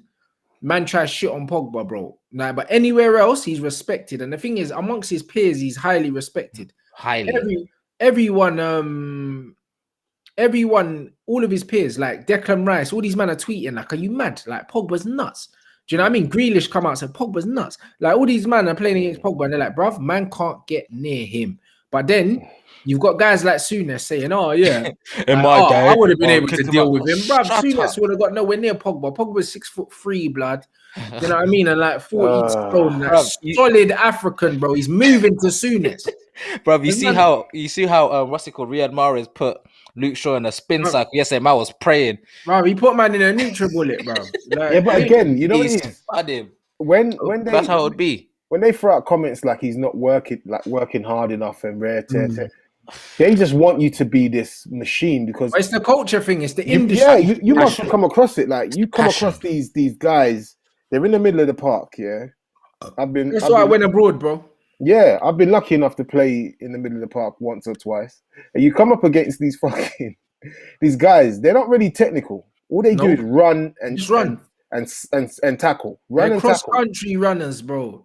That's what they are. And you see guys like that, bro, it's open season for nutmegs because they just rush in at you and you just roll it through their legs every time. Yeah, it's so easy. yeah. Man are rubbish. Imagine Neymar and Messi in this league. Oh, Lord. Yeah, man are saying they can't do it here, bruv. They'll cook these youths. Easy. All these long staffs at Newcastle, what? Easy. Coming up against Messi and that. Go behave yourself. When these men say, oh, yeah, these men can't play in this country, are you mad? Look what Robinho done here. He was taking a piss. He just come in for the. I came in for the P's, two step overs, slapped the ball in the top corner and left, bruv. Like, nah, Robinho was moving mad here. Like, all this 100%. Talk about these men can't do it here, bro. Like, myth, bro. They overhype the standard of football here, bro. Like, it's definitely most athletically demanding league, physically demanding league in the world. But in terms of technical ability, but that's based on the grass, like we just spoke about the grassroots of football. How they just love people that can run. Yeah. You know what I mean? So that's why the league's like this. So it kind of kills off the creativity. You don't see a lot of the creative stuff, you know what I mean, like in the Prem. And if people do pull it off and they flop, they get onto them. Yeah. The same man that we were just talking about onto them, like, you know what I mean? Because I feel like it's a hate as well. A couple of them men are hating because they think, listen, Gary Neville has zero skill. Jamie Carragher has zero skill as well. Like, he's got nothing. He's got nothing. They're your bog standard, typical English academy robots. You know what I'm saying? And that's what it is. It's changing now. But growing up, I used to have to compete with all of them man that play like that. And I mean, manager's son and that. You know them. Can't compete with them, man. Can't. It's true. Go abroad. Yeah. But do you think what's it called? I'd have thought, like, you see how Robbie did that thing with some of the big fan channels. So it was it was United Stand, it was Hackney, it was the other people. You guys created that league. Oh yeah, the Blood Brothers thing. Yeah. I played in the first game against AFTV and I bins them out, bruv. Oh yeah, that was when you was about to fight DT, innit? We're not even gonna get into that. Yeah. That's sorted now. But yeah, that's when I slapped. I slapped the ball in the top corner. I think after that. Yeah. Do you think though? I think something like that could be really good, especially for our grassroots. If, say, all of your platforms combine and form a grassroots, which could help. I've got my own team already, blood, and I've got players. You know what I mean? I've got good players. I've got players that can play professional level, young players. You know what I'm saying? So it's just one of them ones, bro. COVID obviously shut down football, no games, innit? But yeah, bro. Like, I know what you mean, but the thing is, I love football, bro. That's why I'm doing it. You know what I mean? Money comes out of my own pocket. There's not many men out there doing what man's doing that loves football like me, bro. Like, them man support their team, but I love football, blood. Like, the game of football, it's just different, bro. Do you know what I mean? Man loves football. Like, I was having a conversation today. I done a watch along for the Everton Chelsea game, bro. Like, man could tell you near enough, like, every football boot certain man have won their whole career, bro. Like, like man knows football, yeah. Don't make me run a test, bro. Like, so for bruv, run it, bro. Like, even when Brett said, Ronaldinho's football boots, I said, from when, bro? From when? From back when he was in Brazil to PSG to Barcelona to AC Milan, bruv. Man could tell you every boot he wore, blood, when he changed boots, everything, bro. And there's certain ballers, bro. Like when I'm talking about ballers, I'm like, yeah, he wore that football boot, he wore that boot. He wore that boot, because I used to be someone, I just loved football boots when I was growing up. Like, I just loved trying different football boots. Do you know what I mean? Like, testing them, like, how does this one feel? How does that one feel? This brand of boot, that brand of boot. Certain players had certain boots. Do you know what I'm saying? And because certain players would wear boots, I would get them. Do you know what I mean? Because certain man wore them. So, like, I just love football, blood, from being that kid that used to take my football. I used to take my football everywhere. If I was going down the road to get bread for my mum, I was dribbling my football, blood. You know them ones, like dribbling through man at the bus stop and that man trying to tackle me, bruv. You know them ones there. Like, when I was a kid, like, man know me at school. I used to literally come, have my football under my arm. Every time man saw it, it's either under my arm or I was dribbling my football around. And even in my school, you weren't allowed to have the ball, like, kick the ball outside of the cage. And I was dribbling around everywhere. I used to get in trouble all the time. I didn't give a fuck. Doesn't matter. You know what I was there, and that's what it was, bro. I've always had my football. Like, So I love football, yeah, from playing it to growing up, playing it to watching it. Don't matter what country, whatever, blood. Like even like man was saying about going to Greece and that. When I was in Greece, blood, man went to watch a fucking game, blood, a football match. Like man would be on holiday and I'll go and watch a football match. How many stadiums have you visited around the world? Loads. I went New Camp like 2 years ago. That place is and then obviously I've been to every stadium I've been to every stadium in this country. Every Premier League stadium or every stadium. Premier League stadium, sorry, in this country, yeah. Do you know what I mean? I've been to every Premier League stadium in this country, and obviously some teams that were in the Prem that aren't in the Prem now. You know what I mean? That's what I'm saying. So when we was in Paris, I went PSG Stadium, Barca, Real Madrid, Roma. Nope, I haven't been to Italy, bro. Like traveling to Italy while black is an extreme sport. Yeah, blood. No, it is. I haven't decided. I haven't decided to do that yet, blood. Hey, you know, like that. You're not even lying. I've been all over Europe, bro. Man's been Latvia, bro. I've been Lithuania, but I ain't been in Italy, blood. I can tell you that it's a different level of racism in Italy. It is. It's a different level of racism. That's why I don't know how them man love Pogs so much. Yeah, because he was good, bro. When you're good, it's calm. You know them ones like that. Yeah, but if you're just any breath, nah, it's not it. and that's what it is, and that's how you know he's good. Because when them man there love him, but they're throwing bananas at next man, you know that he made an impression, innit? Yeah. He's above. I mean, like they're proper, like he's above that hate. Do you know what I'm saying? And that's what tells you. So, like, I just love football, innit? So, my love every week, I'll put my own money into running my grassroots football team. Whereas a lot of men, they're not going to do it because they're not going to make money back on it, at least not straight away. And it takes a lot of time that they're not willing to put in. You know them ones. Do you think we're gonna like ever see like a change in the way English football's set up in terms of like the problems that we can see as outsiders? Not anytime soon. Game? No. Not anytime soon. No, because obviously they feel like they're doing the right thing. Yeah. Bro, when you look at all the boards and that, there ain't no one that looks like man. On the FA, no one that looks like man. The coaches, not many that look like man. At the grassroots level, like cool, but when you go into the academies and that, that's not going to change, bruv. They're going to continue to bring their own people in, bro. That's just kind of what what happens, bro. Like I mean, like even when you look at the managers, the Wolves manager's the only black manager in the league. You know what I'm saying? Oh, yeah, and he's foreign. Yeah, that's what I'm saying. And he's the only one. You know what I mean? And I think I don't know. I want to say he's from like Cape Verde or something. Like he's African. Nuno Santos. Yeah, he's Cape Verde. Yeah, that's what I mean. There you go, innit? So he's the only one, bro, and that's just how it is. And I think it'll be like that for some. No, but who was that? Was it Chris Houghton?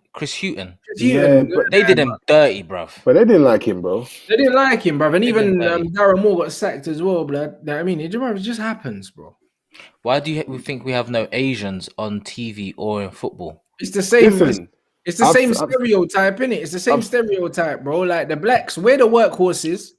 You know what I'm saying? We just need to run around.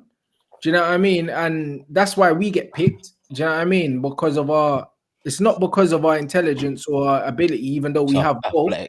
It's about the athletic thing. And the reason why Asians don't get picked is because there's that misconception, and this thing that them man can't kick ball. But the maddest thing is, I've seen some Asian guys that can kick ball, bro. I know some Bangladeshis move mad. Bro, listen, bro. Like my football team, I've got like literally everyone. Like it's literally just. Why do you think they don't make it to the Prem though? Why do you think we don't? I mean, apart from they don't get their chances, bro. And also sometimes they don't have supportive parents, bro. Like a lot of people talk about Asians. How many of your Asian parents are going to take you to football training? Most of them are saying run the football team.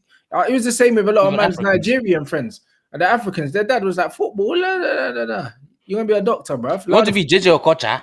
Yeah, that's it. Want to be like JJ Okocha? Like, nah, fam. You know, like that. Sometimes you don't have supportive parents. Most of these Asian parents ain't allowing man to play ball. It's that simple. You know, like that. It's that simple, bro. It's a cultural thing on their side as well. You get me? How many of them are going to support man enough to drop man to training, pick him up and do all of them? Most of them will say, no, that's not sustainable, bro. If you're not playing football. But legit, that's why I see people like Son Heung-min and for Man United, Park Ji-sung has been so nice because those are brothers who routinely come from countries which they're not supporting like that, especially for football.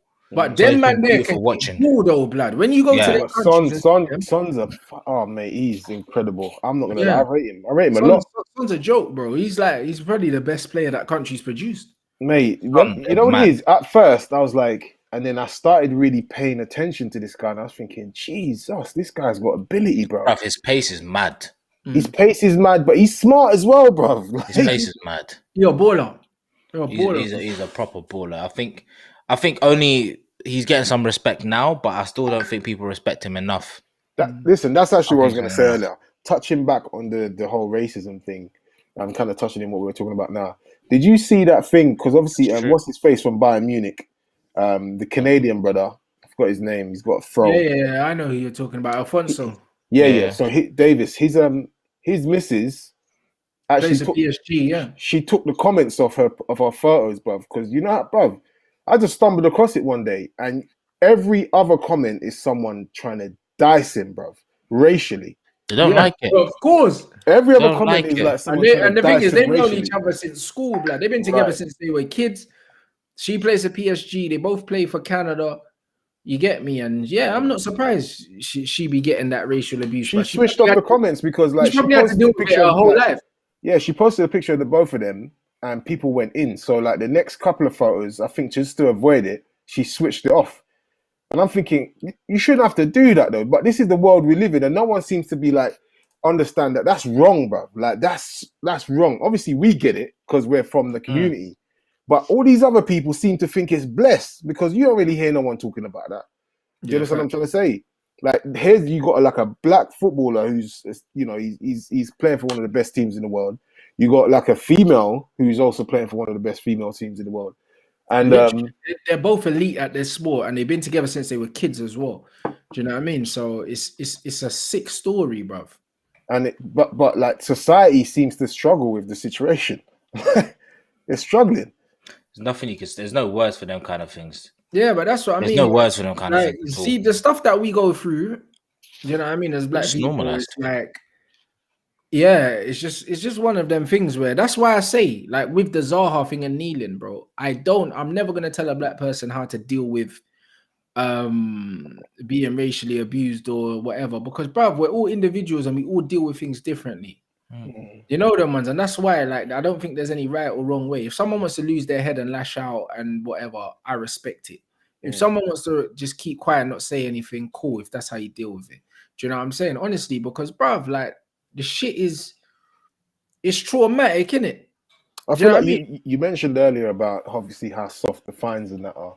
And I kind of agree, because I feel like if we don't get to a point where you're either getting relegated instantly for your fans, or bro, you should get 3 points docked. Bam. Or you're getting if fans know, points, that they can lose their team 3 points, which can mean you can get relegated or something like that, bruv. They'll behave. Question for you. Which team do you think will get relegated first if you employed that rule? As in, who do you think has the most racist fans? Statistically, United have the most racist fans in the league. Chelsea are definitely going to struggle, bro. No, they do. United had the most racially aggravated arrests. Swear down. Someone said United straight away. Yeah. Manchester United. Yeah, we actually did factually had the most racially aggravated arrests. I'm not surprised. In England, bro. Obviously, we have the biggest fan base, so it's a bigger pool. Yeah. Do you know what I'm saying? Proportion, per percentage wise, maybe they wouldn't be the biggest, but in terms of the biggest fan base, we got the biggest fan base. Them secret racists that at a desk job during the weekend, just a straight racist on a Saturday at the football. I've been in the stands and seen them racially abuse Pogba and Martial. I've been sitting right behind someone doing it. What, your own fans? Yeah, my own fans. I've been there. Last year when I was remember last year when Mourinho came back to Old Trafford. Yeah. I think I bumped into Saeed that game actually, but there was somebody who was heckling West Ham are notorious, bruv. Mama said West Ham and Chelsea, they're notorious, bruv. They are, but people were hollering a madness in the Stretford end. I was like, EDO club, Chelsea and Millwall. Oh, Millwall! No, listen, they're one set of fans I'm shook of. I'm not lying. I ain't shook of them, man. You mean I shook of who? Millwall fans are mad. No, but it's just because you're by yourself, G. Like, you're outnumbered. Like, trust me, being black, a match-going football fan is another extreme sport, blood. It's an extreme sport, bro. You know what I'm saying? It's an extreme sport, and people don't realize, like, people like me, people like Flex, people like Saeed, my brother, like, we're trailblazing, blood, because it's one of them ones where black man never used to go football like that. Even now, when you see in the terrace, they ain't really no black faces. When Sky pans to the crowd, how many black men do you see in there? If there's 100 black people in that 76,000, you're lucky. You know them, man. I'd say if there's 50 black men. How Robbie at AFTV survived all them years, I will never. Brother, and that's why you have to put respect on Robbie, and that's why I always say, that Robbie is Morpheus, blood. Like, man can't disrespect Robbie on my watch, blood, because I wouldn't be making a living off doing what I'm doing, if not for Robbie, blood. You know them ones, and not because he put me on or anything, but bruv, man showed me that it was possible. You know them ones, and that's what it is, bro. So like, I won't take no Robbie disrespect any which way, blood. Do you know what I mean? Because as a black man to be standing on the front line, because he went with his microphone, you know them as he didn't send no one else. Like, he went out there, built his own thing himself, blood. You know what I'm saying? So, bruv, the amount of respect I got for that guy is mad.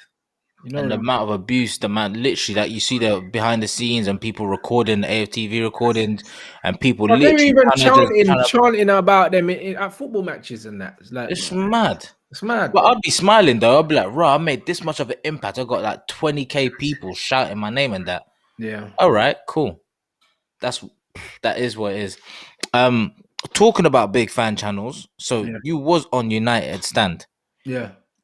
You was on there for how long? 3 years. About 2 years. 2 years. 2 years. When I joined, like, we were probably just under 200k. When I left, we was on about 800. Oh yeah, well, they moved really quickly. I don't know how the thing has grown so fast, but I'm not. I do. Do anything. I do. Do you know what I mean? I was involved. Like, do you know what I'm saying? It's like putting out content that people wanted to see, and also, like, we made it more relatable. The fan cams skyrocketed. We made it more relatable. Exactly. Now I'm saying, and me and Flex were mainstays on that, and then Saeed came in.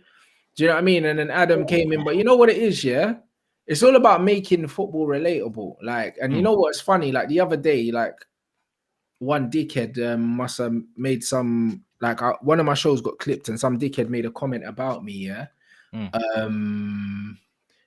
Made a comment about me and was like, "Oh yeah, he's the ringleader, and not even a Manc accent, and this, that, and the other." And he's funny enough, he's on that channel now, innit? Some guy, I don't know him, but I told him, I said, Manchester United have a fan base of 1.1 billion worldwide.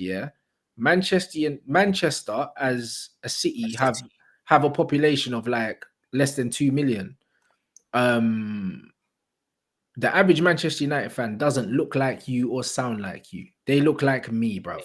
You know them ones there. The reason why that channel done the numbers it did so quickly is because that channel had brown faces on it, and man, relatable faces. Man could relate to, bro. If you see my following, bro, I got a massive following in South Africa, like all over the continent of Africa, but South Africa's huge.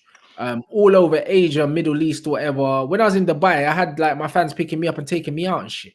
You know them ones there. You know what I mean? When you look at the United Stand, if you look at their analytics, bro, worldwide, nearly over 10% of my followers on YouTube are in Canada and the United States. That's massive. Over 10%. You know them huge. So the reason why the United Stand grew to that size, is not because all the local Manc fans are watching it. It's because man started hitting audiences in Africa. Do you know what I mean? And in Asia. That's why, bro, because they saw faces that were more relatable, bruv.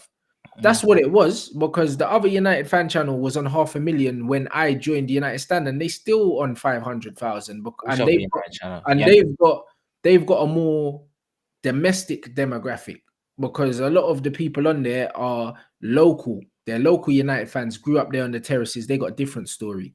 Do you know what I mean? And they've got a lot of followers from that demographic. Do you know what I'm saying? And the thing is, when you're from a city with 2 million people, if you're only making content that kind of relates to local people, the ceiling's low.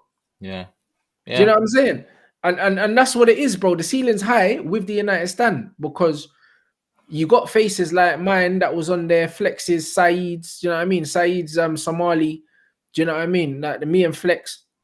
And then, you know what I mean? Like other people come through and that, do you know what I mean? And again, like that is where the springboard and that is where the spike in numbers came in. Like the rise was mad.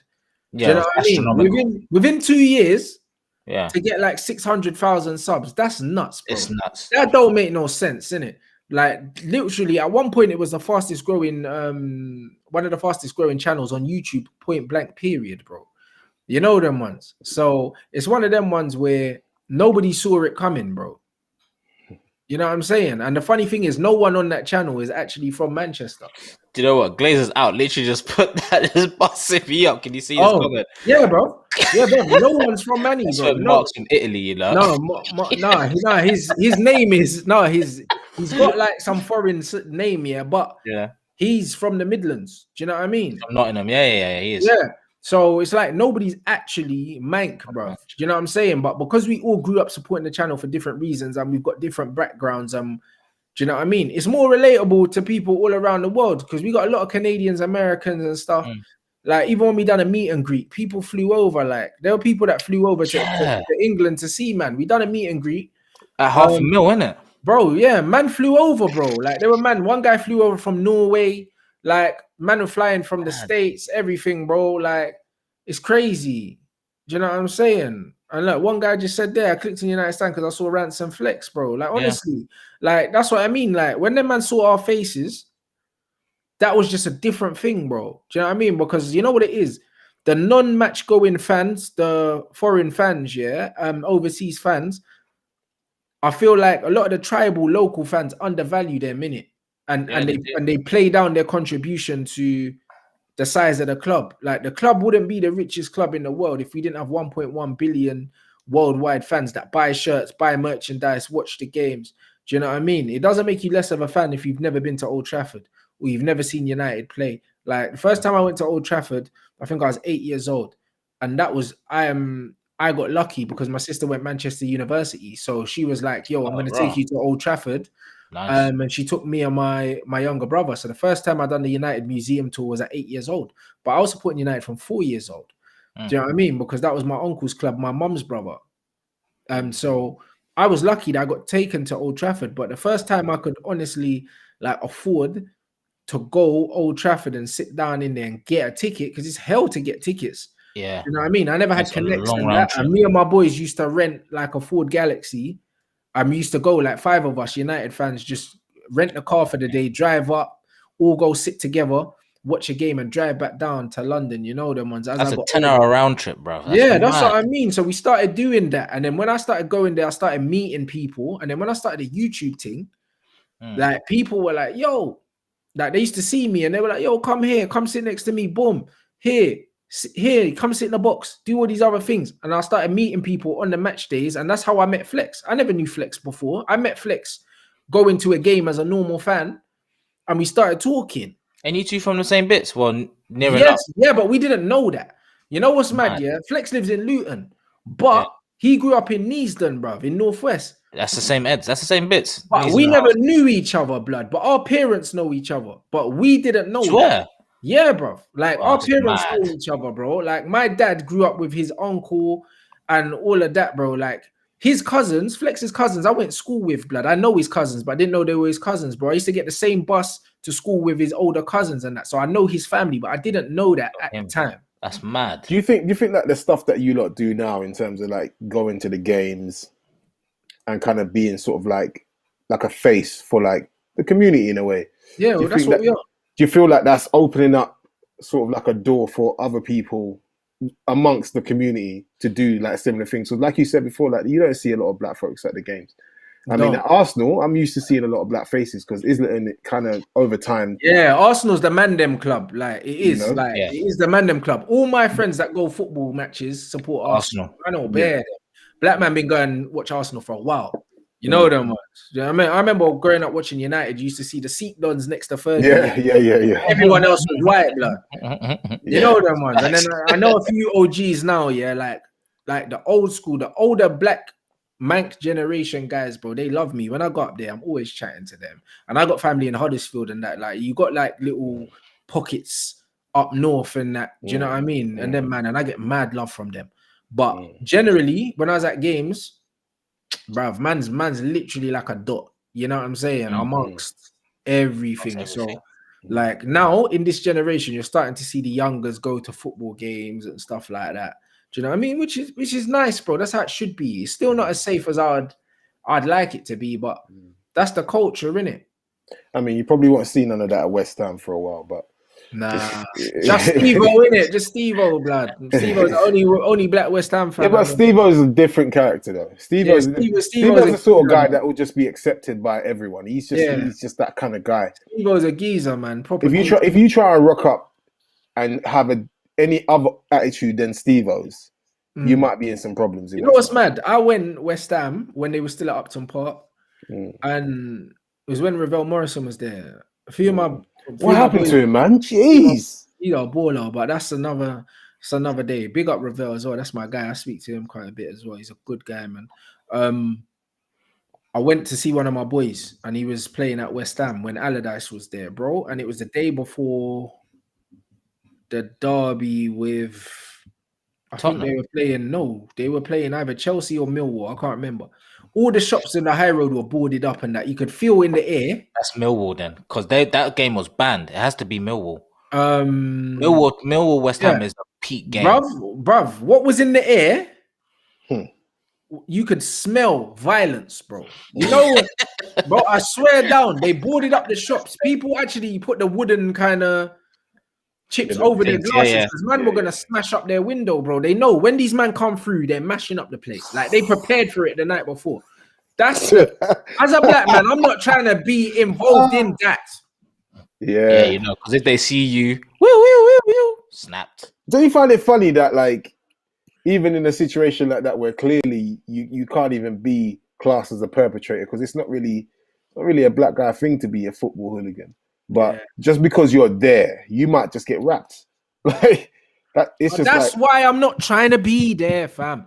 That's why when I was telling people, at the beginning, when me and Flex were on the front line, when things go left, you know them ones. Like you understand, man, are potentially putting our lives in danger, by still standing on the front line, with the microphone, with the camera, If United don't play well, man are getting abused by these drunk dickheads. When United win, them man want to jump in front of the cameras and they want to be happy. And as soon as United lose, it's our fault. Yeah. You know them, man. And they're looking for us. And that's what I mean. Like, certain man don't know. Like, certain man don't know the stuff that we've done. And... give us some stories, Mike. No, but the situations that we've put ourselves in because of that, bro. Like, it's one of them ones where that's why with me and Flex, what we went through, in the first year, probably. Give us a typical situation where like something like that's happened, like where you've gone to one of them games and it got a bit aggressive. Bruv, it happens all the time, bruv. I'm brighten away. I nearly snuffed someone, bruv. You know that was there. I remember it clearly, bruv, because the police officer grabbed me and I didn't see the police officer. I was about to literally spin this guy's head off. You know what I'm saying? Because the guy kept trying to grab the camera. From Josh, and I wasn't live at the time. I was standing on the side, innit? And the guy kept trying to grab the camera, and he was shouting at Flex, but he was drunk and he was slurring his words and that. And I literally ran round the side, and I was about to bang this guy, and the police officer grabbed me, bro. And I didn't even see the police officer at that point. Man, you know, red. I lost it because I was like, bruv, like that's about like $2,000 camera and that. It's like, bruv, if you don't want to talk, fuck off, innit? But man kept trying to grab the camera, that shouting abuse, this, that, and the other. And I was thinking, fuck this, bro. What was he saying? Like, he was just drunk. He was just saying, "Oh, you can't this, that, and the other, and rare." So I've jumped over the little barrier thing, and I'm going over to him. I was gonna blast him, bro. You know what I'm saying? It was one of them ones. I didn't think there was no one around, and the police officer grabbed man. He was like, "No, don't worry, we'll deal with him." And I was like, I was about to throw them Deontay Wilder hair. I was about to knock him out cold, bro. There's one of them ones. United had lost, and when you used to have Brighton, it's annoying. You know what I mean? And it's cold, and I just want to go home at this point. And we probably had Jose in charge too. Bruv, this is what people don't see. People don't see, when the game finishes, they go home. Like an average day, if United kick off at 8, at 1 a.m, me and Flex are still outside Old Trafford. Why? Because we're doing fan cams, and then 1 a.m. Bruv, the game starts at 8, blood. You're not getting out till 10:30, blood. Like once everyone comes out. Nah, you man are good. And then on top of that, you're filming. And then while you're filming, there's 2 memory cards going. So you're filming a fan cam. This memory card's coming out. This guy's uploading it to YouTube, so it goes up straight away. And then you're alternating between fucking memory cards. And on top of that, when I'm doing my fan cam, man's generating an audience. So now everyone wants to stand around and see my fan cams. So there's a big group of people around, and then it just becomes, like people want pictures, and then other people want to get in. I want to get in. Can my son get in? Can you take a picture of my son? Before you know it, by the time you do player ratings and all that, me, Flex, and Saeed are outside Old Trafford, bro. It's windy, it's raining, and it's all 12:30. Man hasn't eaten because we spent dinner time in the stadium at 8. Nice. People don't see the work that you're not putting behind the scenes. At the beginning, the channel wasn't even making enough peas for man to stay in hotels. So me and Flex were driving down on the motorway, blood. Sometimes I was getting home at 4 a.m. Now I'm saying, and then at the time, at the beginning, I was still PTing, bro. So sometimes I had clients at 6, bro, and I was going straight to the gym at 4 o'clock. Nah, bro. And literally sleeping in the staff room for 2 hours and having a client at 6, 7, and then going home to my bed, bro. Like, man don't understand the grind that man was putting in, bro. That's why everything I got right now, no one can't tell me shit, bro. Because no one don't know how it works. It's a myth. Listen, so how long did it take to actually properly build the channel up? Like how many weeks are we talking? Months, years? What channel? What? His own? Yeah. My one? Yeah. Oh, bro, I done that quick, to be fair. Like, the thing is with my channel, obviously I started on Facebook. My Facebook page got over 100k followers on that, blood. Like, so I did that. You know what I'm saying? It's just that. But I moved over to YouTube, and then I wasn't really using YouTube properly. You know them ones. I just kind of had it as a secondary page. Was doing everything. I only started focusing on my YouTube channel in the summer. When after you left United Stand. Yeah, after I left the United Stand, when I was in Dubai, and I was in Dubai in July, I think. So July last year is when I started focusing on my YouTube channel. And last year, I think last year I 55k, bruv. Yeah, last year I hit 50. I'm on 50. I'm nearly on 57. I think I'll hit 57 probably like by tomorrow or something if I haven't hit it already. But let's see what we're on. Yeah, I'm 150. Yes, bruv. Hey, get them likes up, fam. Yeah, I'm like, what? I'm 13. I'm 13 away from 57. But I started last year on less than 40k. Do you know what I'm saying? And as soon as I started putting my energy into my own channel, it just flew up, bro. See, that's what I mean. My leaving video was the 4th of July. There you go. Yo, you got some loyal fans, man. These man are time stamping you and everything. Jesus. Bro, my following's mad still. Do you know what I'm saying? 4th of July, bro. You know them ones there. So that will tell you. And since then, do you know what I'm saying? It hasn't even been a year, and literally my YouTube channel's flying still. So what after when you were doing towards the end of the United Stand, were you still PTing or had you stopped all of that?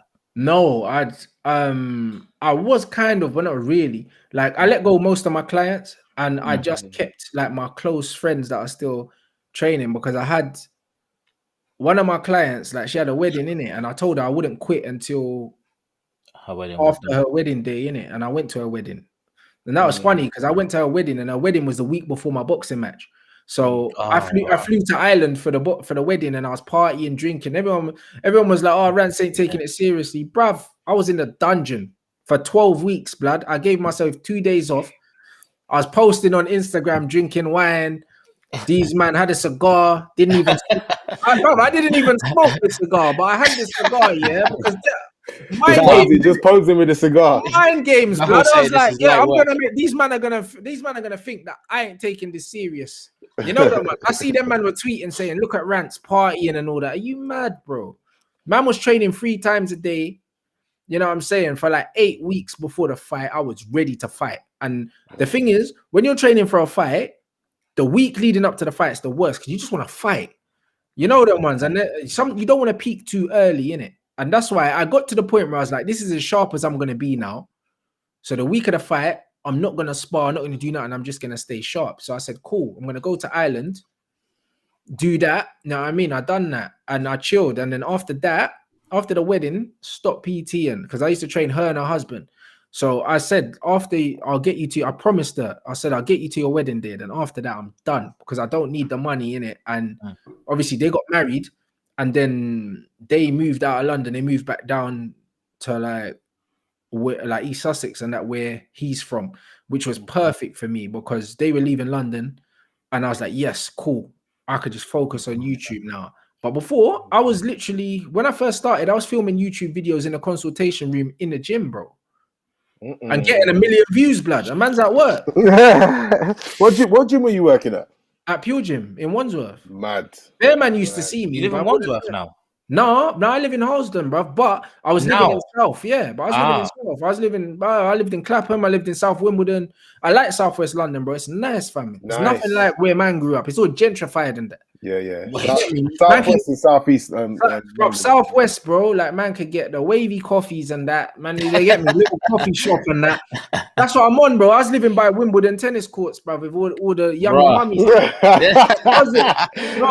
that's how living life, bro. You know, like that, and that's it. And then now I'm back in the ends, but like, yeah, I was working in a gym, bro, and not because I had to, because it was a point where I was making enough money. But it's like I'm someone where I didn't want to change my lifestyle, innit? You know the ones. I'm the kind of guy where I was making enough money that I didn't have to do it no more. But one, I was getting a free gym membership.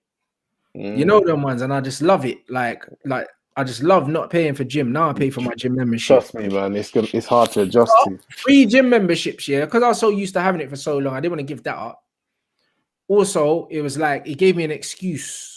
Do you know what I mean? To go gym and train myself, and also the social aspect, because YouTube is mad lonely, bruv. Like I literally I quit PTing and then I went back because I was at home filming and I was just in my house by myself. All my friends are at work. I'm not seeing no one. Do you know what I mean? At the time, my brother wasn't full time, so I didn't have no one. Now me and my brother go gym together at like 11 when everyone's at work, and it's calm. You know, like that. But before, I was like full time and I'm stuck in my house. All my friends are at work. So you're just bored, bro. So I went back to the gym just to kind of have somewhere to be. So I wasn't at home. You know, like that. And those are all the things that people don't see, yeah? When they're saying, oh, I want to be a YouTuber. It's fucking lonely, bruv. You're just talking to a lens, bruv. It's true. It's true at the end of the day. But the thing is, do you miss the social aspect of obviously like PTing and that? Because you meet a lot of different people and that you're gonna come across a lot of different people. I do, man. A lot of my clients that I had, because I'm a retention PT, innit? Like the shit PTs have new clients every week. You know them ones. I had the same clients for 5-6 years. So they're my friends now. Like we still speak now. Do you know what I'm saying? Like they'll still message me. I was message them on their birthdays and that. Like I'll go meet them for lunch and stuff. They're my friends. Like. Do you know what I'm saying? And that's what it is, bro. Like you build relationships, bro. Like you move house with them. Do you know what I'm saying? You change jobs with them. You do everything with them. So like I had them guys for a long time, and that's why I kept PTing, because I was seeing them. I wouldn't have gone back to PTing to just try and pick up clients and train strangers. I ain't got no time for that. Do you know what I'm saying? So that's the thing is, yeah, like the social aspect of it, I miss it, but I don't miss relying on other people for money, bro. Now I turn on the camera and I pay myself. Yeah, I get that. That's goals, man. I don't care. Yeah, trust me. It's the hard work, yes, obviously, but that's goals. You know what I'm saying? And now, but you've clearly put that work in though, man. So you know what I mean. Well 100%. Done to you, man. Hats off bro. to you, I'm man. always working, but work ethic's never been anything I've struggled with. Do you know what I'm saying? It's like the thing is, if you don't have a high work ethic and a high drive, don't do what I do, because you won't be successful, bro. Because there'll be many times where you wake up in the morning and, bro, I don't have to post every day, blood. I don't have to. You know them ones. I don't have to, but I still do. You know what I mean? I don't always feel like it, but I still do it. You know them ones. There's about more times I don't feel like it. But I love what I do, but sometimes you're not in a good mood and the show's got to go on. Yeah. You know what I mean? A lot of people, like, if they're completely in control, they'll be like, I'll do it tomorrow. I'm not on that, bro. Like I have a schedule that I stick to and it gets done. You know what I mean? And that's what it is. And if you don't have that discipline, fuck motivation, you need discipline, innit? If you don't have discipline, you can't do what man does, bro. You can't be self-employed. regardless. It's same if you're a PT. If you don't have discipline, yeah, like you can't be a self-employed PT, bro. You do fitness coach, get your little salary, and then do a little PT and on the side, or you be a fitness manager or something and get your salary, bro. If you're not disciplined enough to do them 6 a.m. starts, yeah, and do all these other things, bro, you can't do it, bro. Butters, trust me, butters. You know what I'm saying? And that's what it is, bro. So like discipline, something I've always had. Work ethic, something I've always had. I put it in on the United Stand, and now people don't understand how much that man was putting in behind the scenes. But now they're seeing with what I'm doing on my own channel, that man's work rate is mad, bro. Do you know what I'm saying? Different. I'm not even gonna lie, it's different because I'm subscribed to your channel, right? Notifications are on. I kid you not, I'm at work, yeah? 12 o'clock. Rants X deluded Guna. Yeah. I kid you not, it feels like 12:30 or something. Rants and Lee Gunner. I'm just like, how many videos is this guy churning out a day? That's what I mean. Them man, I got 3 shows tomorrow. Do you know what I mean? I got 3 more on Wednesday, and then 1, 2, 3, 4. I got 4 on Thursday because it's match day. United are playing, yeah. You know what I'm saying? 2 on Friday. I always give myself Saturday off because United play on Sunday, and then I'll have another 3 on Sunday, bro. Like, do you know what I'm saying? Like, I'm active, bro. Today's the first day in a long time. People have only got 1 show out of me today, which was the watch along. And that's because with the 2 of my shows, I had to reschedule them, but I'm still doing them just on another day this week. So they're still getting the same number of shows. It's just that they just didn't get the 2 today. They're gonna get them another day. So I did the watch along because I was watching the game anyway. I was actually going to ask you. You lot said earlier. Obviously, you both disagree with Ollie at the wheel. Yeah. Somebody can flip and Luke can kick him off. Who would you have replaced Ollie at the wheel then? Ancelotti. You think? Why do you say Ancelotti? Because he's one of the best managers in the world, and he deserves a club like Manchester United. You know what I mean? He deserves it. He's managed at Real Madrid. He's managed at Paris Saint-Germain. He's managed at Chelsea. Manchester United is his level. Do you know what I mean? And I think he's the guy in it, bro. Carlo's the guy. So it's one of them ones where it's either you go for the young G and you go for Nagelsmann, or you go for the old head that knows how to do it, can handle the pressure, and can deliver success quite quickly. And I think that is Don Carlo for sure. Yeah. What about you, sis? Who would you have? No, I was going to say Nagelsmann or Ancelotti. Yeah. For exactly the same reasons. Nagelsmann, I reckon our football would be mad. It would be crazy, but a lot of the players would have to adapt because I don't think I don't think they're ready for that right now, innit? Like he would need time. He would need a preseason with them. Yeah, you know what I mean? But Carlo is just a goal. He'll walk in and just Carlo will walk in, instill the mentality that like this is what we need. He'll instill organization and everything like that. And yeah, he's a bad boy. But I'll take either of them. I think it has to be one or the other, though. 100%. I reckon the respect Carlo commands is evident. James Rodriguez, what the fuck is he doing in Liverpool, G? Or Everton, I should say. Yeah. James Rodriguez, why? Because of Carlo, bro. Listen, when you get a manager, you get their black book as well. Carlo signed James at Real Madrid and Bayern Munich. Yeah. And now Everton. Apparently he's not happy at Everton though. Bruv, he's Colombian, bro. It's cold, innit? Man wants to be in Madrid's son. Yeah, I don't want to be there eating chips, bruv. Like, man, you get me? Man wants to be obviously, a question I'm going to put to you both as well. Like, currently, who do you think is the best Premier League manager as it stands right now? Pep, unquestionably. Yeah. Who's close second? Nobody. Nobody. No, Carlo. What am I talking about? Carlo's the only one near Pep's level in the Premier League. Like they're the only 2 elite managers. Obviously, Klopp's won a few things at Liverpool, but when you look at Carlo and Pep's body of work, Klopp's is not comparable. It's not comparable. Pep is literally the only one. Carlo and Pep are. You're right. Pep's the only one you can compare to Carlo because Carlo's the daddy, bruv. Carlo's he's been there too long. The big man. Like Carlo's that's why he's Don Carlo, bro. Not my man at Chelsea, no. Oh, he's a bad boy coach. He's a bad boy coach, but he ain't got the body of work to sit next to them 2 right now. I think he's got potential though. Yeah, but yeah, he's the best. He's the best of the rest though. Right. He's the best of the rest. For me, he's better than Klopp. Poch? Poch not in the Prem. Poch ain't in the Prem. I know he's not in the Prem, but fine. I should said worldwide. Poch is best of the rest as well. Poch is the same level as like your. I don't know. It's hard to say because I think he's at the same level, but because he hasn't won the trophies, man will say that he's not. You know that. I think he's at the same level. I think he's at the same level as. So wait, given everything Mourinho's won, what you lot don't want to have him in the top 3? I forgot about Mourinho, but nah, he's not. Not anymore. Mourinho's not, bruv. I'll take Tuchel ahead of Mourinho. I'll take Tuchel ahead of Mourinho. I'll take Klopp ahead of Mourinho. Mourinho's he's a dinosaur. No offense. All you have to do is look at Rants' brother expressions. Look at his reaction nearly every single week. Mourinho's a disgrace, bro. Like it's one of them. Terrible. And then you know what it is with this guy as well, yeah. He's shameless, bro. He came out the other day saying, 100 goals, yeah, not bad for a negative manager. Bro, they're scoring in spite of you, blood. Exactly. Up with flipping 9 men behind the ball, blood. They're not scoring because of you. You don't even have attacking patterns of play. He even came out and he said, I don't teach my players to attack, bro. But do you think that's because like he's got a different style of playing football and maybe the players should get on board with? He had his windows. Mourinho hates football, blood. Mourinho hates football.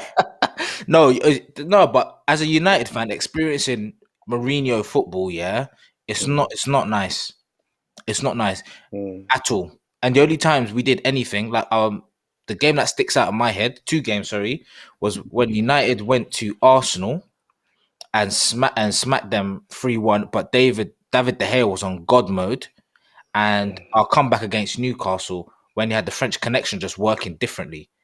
Aside from that, watching Mourinho coach was one of the most painful things I've ever seen. Do you guys think that you need a new squad at United? Do you think? No, I don't. I think they just need get rid of 1-2 players and and add a few men. Like the squad's too big. I mean, personally, I don't rate Harry Maguire. I don't think. And I'm obviously I'm not a secret United fan, but you know, United they're a top team, bro. It is what it is. And a lot of Arsenal man will gun me down for that. I know a couple of my friends are going to shoot me, but it is what it is. Like United is United are massive, bro. Even if you don't like man, you have to respect man, innit? But I just don't think Harry Maguire is United standard, though. Bro, he's not Premier League standard, bro. He's shit. I don't like him. I feel like, but it's a lot of money to spend on someone that is not. Even if he cost 8.5 million, instead of 85, it's too much. Bro, do you know what? Yeah, so I forgot whose show I was watching. They said he was one of the only players in football to have been relegated twice in one season. Yeah, 4 times he's been relegated. If money was no object, though, and you could get any player in, who would it be? Neymar. Yeah, me too. 100%. I wouldn't even blink.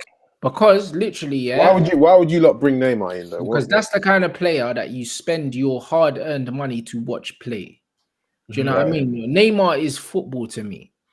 Neymar is what football is, bro. Like it's fun, it's creative. Do you know what I'm saying? It's free, blood. You know them ones. Like everything that about Neymar is everything I love about the game. Anyone that doesn't love Neymar, to me, you don't love football, innit? Like you don't love football. It's the same when I watch Pogba play. Like the guy's an artist, bro.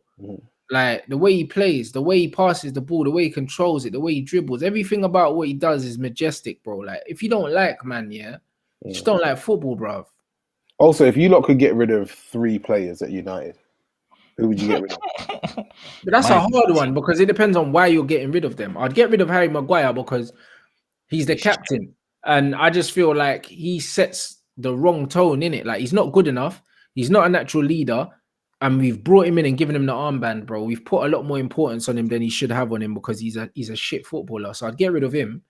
Do you know what I mean? That would let everyone know that, this is a complete reset. You know them ones. Get rid of this scrub. I'll get rid of him. Dan James, I'll get rid of as well. Do you know what I mean? Because for me, like, again, technically, like, he's not good enough, bro. Like, I think I was at his level technically when I was like 5. I knew you was gonna say some nonsense age. No, bro, I swear to you. I said 5, you know. No, have you watched Dan James play though, G? Yeah. Have you actually watched him play? Do you know what? Do you know why I'd keep Dan James? Solely for games like I wouldn't. Like Manchester City. He's rapid though. He's somebody brought up James. I don't care, bruv. So is my internet. You know them ones. my internet's fast, blood. And I mean, and I wouldn't play Vodafone, blood. You know them, man. You know. Okay, cool. Who's the third person? It's out of Phil Jones, because if it's out of people that's in the starting squad, about him. Jeez. Yeah, because obviously you've got Phil Jones and you've got Brandon Williams in it. It's one of them two. Probably I'd get rid of Phil Jones only because he's older. You know them ones there, but I don't rate Brandon either. I think Brandon's useless. So how long has Phil Jones actually been at United? Right, he's due a testimonial next year, I think. 10 years. How's he still got a contract? Sis, how about you? Who would you signed a new deal 2 seasons ago, bro? Listen, because he had a prick like Ole Gunnar Solskjaer who had a smile on his face giving him a 5-year contract. Why? Yeah. Man hadn't played for 2 years. Why would you give him a 5-year contract? Yeah, he's on 150 bags and that. And you're asking me why I do not want this manager there. Why'd you do that? Who else would you get rid of, Sis? Like me? If you take stuff from starting lineup, Scott McTominay's gone. Yeah. Harry Maguire's gone. Yeah. And then one more. It's got to be them three. From the starting Daniel James. And Daniel, you're right. And if I had to pick somebody, Daniel James. From the starting squad. But who would you man bring in to replace them three though? None of them man start for me anyway, so it wouldn't make no difference. You don't even need to send it back to replace Maguire. Dan James ain't a starter. And Scott McTominay wouldn't be starting for me anyway. So do you know what I'm saying? My midfield would be Fred and flipping Donny, bruv. Yeah. Why does Fred not play more for you, man? Now Fred plays more now, but he doesn't play.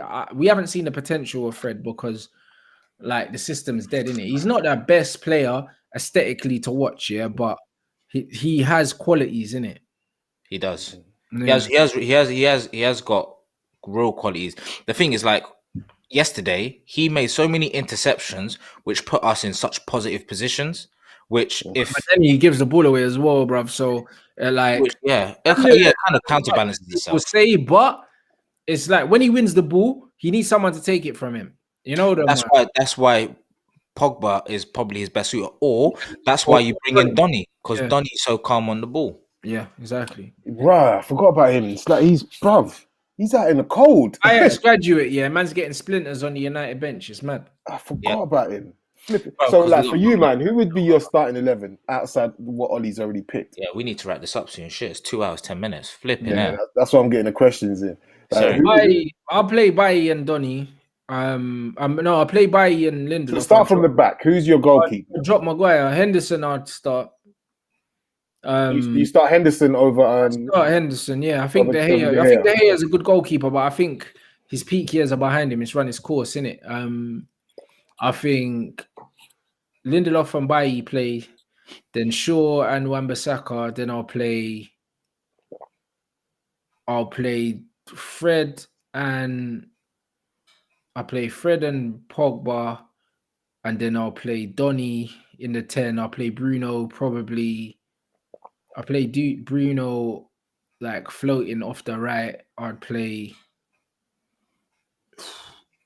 either Rashford on the left or Martial up front, or I might play Mason up front, play Martial off the left. Mason, and drop Rashford. You know them. A sick baller, bro. Like, it just depends, innit? Considering his age, I think he's probably one of the best teenagers out there, bro. Yeah, in terms of talent, no doubt. I might play Tony off the left, give Mason a run up front, and drop Rashford.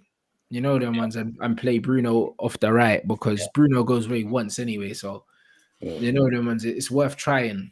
You know I'd throw a curveball. My team would basically be the same as Rants' first team, except I'll probably play like a diamond in midfield. I'd literally play. I'll play Fred holding. I'd play Pogba and Donny, and I'd play Bruno as a false 9 because he plays so high up the pitch anyway. Mm-hmm. My only reservation about that is you would need Bruno to be able to pick a pass because Martial and Rashford are in the channels. Yeah, and he can't pick he can't pick out that pass. So I don't like the Bruno false 9 thing because it's just back to play. Bruno's not good, innit? He's good at arriving late. Do you know what I mean? And that's the thing. So, but that's why playing was false nine, starting much deeper. Players are deep. Yeah, but if he plays that deep, then I don't know, man. Then he doesn't get on the end of things like what he used to do. If he plays on the right, he can drift in and still get on the end of things, because you don't really want him involved in the build-up, because he's not good in the build-up, but he's good at the final. He'll finish the final nail in. Yeah, so I don't want him involved in the build-up. That's why I wouldn't play him centrally at all. I'd play him from the right and he can drift in, because in the build-up, I want Pogba and I want Donny van de Beek involved, because they're our best passers. Do you know what I mean? So I don't want Bruno in there, because a lot of the time he fucks our attacks, bro, by just slapping the ball back to the other team. Yeah. So, do you know what I mean? But he has his uses, bro. He's very industrious. Very single-minded. He works hard. Do you know what I mean? He's industrious. He's single-minded. And he just wants to score goals, innit? So I would still play him. Someone saying Woodward and Ollie out, you know. Jeez. Yeah, 100%. That's facts. This for a long time. 100%. Get them both out. Easy, quick. Mazzelines. Anyways, let's wrap this up real quick. Question for you, Rants. If you were playing a 5-on-5, in fact, if you were managing on a 5-on-5, who would your 5 be? What? Any in all time? In world football. World football all time. Can't do all time because that's long, bro. Why? It's 5. Pick them off. Let's just say one defender, 2 midfielders, 2 attackers. Well, my 2 attack. Oh, okay, right. All time, 1 defender. If I had to choose 1 all-time defender, my favorite defenders are. It's got to be between. It's got to be between probably like Maldini and Desai. Probably, I don't know. Probably Maldini then. Probably Maldini at centre back. Actually, yeah, him or even Yap Stam. I love Yap Stam. It's hard. I would say Stam. I'd say probably, but I think Maldini's got better feet. 5-a-side, I need someone that can bop in it from the back. That's so true. I'm playing Maldini.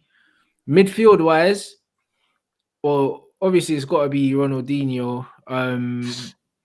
It's got to be, I don't know. I need someone industrious with tech, but probably Edgar Davids, because I loved him growing up as well. Yes, man, Edgar like Davids, you know. and then up front, I'll go for R9 and Neymar probably. Like that's illegal, actually. That team's rude. Yeah, I'll go for R9 and Neymar, bro, just for the flair, for the finishing, for everything. But man, need Davids in there to just break up the play, you know, them ones and dirty and do the dirty work. But also, he's mad technical as well. And I mean, and Maldini's mad technical as well, bro. Do you know what I mean? Them man, they're crazy ballers, bro. Like, do you know what I mean? Zizou, I love Zizou, but I don't put him ahead of Ronaldinho. It was him or Ronaldinho in the midfield. Man can't just play the pretty players. If I didn't play Davids, I could have played Zidane and fucking Ronaldinho in midfield. But bruv, like, man, I have workhorses might be able to do them something. You know them ones like Davids will kick man and then rainbow flick him. You know them. So, I was gonna say put flipping Nigel De Jong in there, bruv. Nigel De Jong, he's a hatchet man, bruv. But man, sleep on Davids, bruv. Davids was Davids played for so long and he moved to so many different clubs. He was cold. That man sleep on him, but Edgar Davids was a technician and he was a pit bull as well, bruv. Do you know what I'm saying? He was proper things, bro. Proper football head answer. Anyways, guys, thank you so much, Rants. This actually went on longer than I thought it would be. I ain't gonna lie to you, bro. It went on much longer than I thought it would. I appreciate your time. Do you know what? Actually, I have to ask you this: what made you actually even want to come on this channel? This is gonna sound mad and putting you on the spot because we're such a small channel, and I just hollered at you out of the blue. Yeah, I don't care though. Like, I don't care about the size of channels, bro. If I like this, if I like something, I'll do it. That's how I've always been, bro. If I don't like something, I won't do it.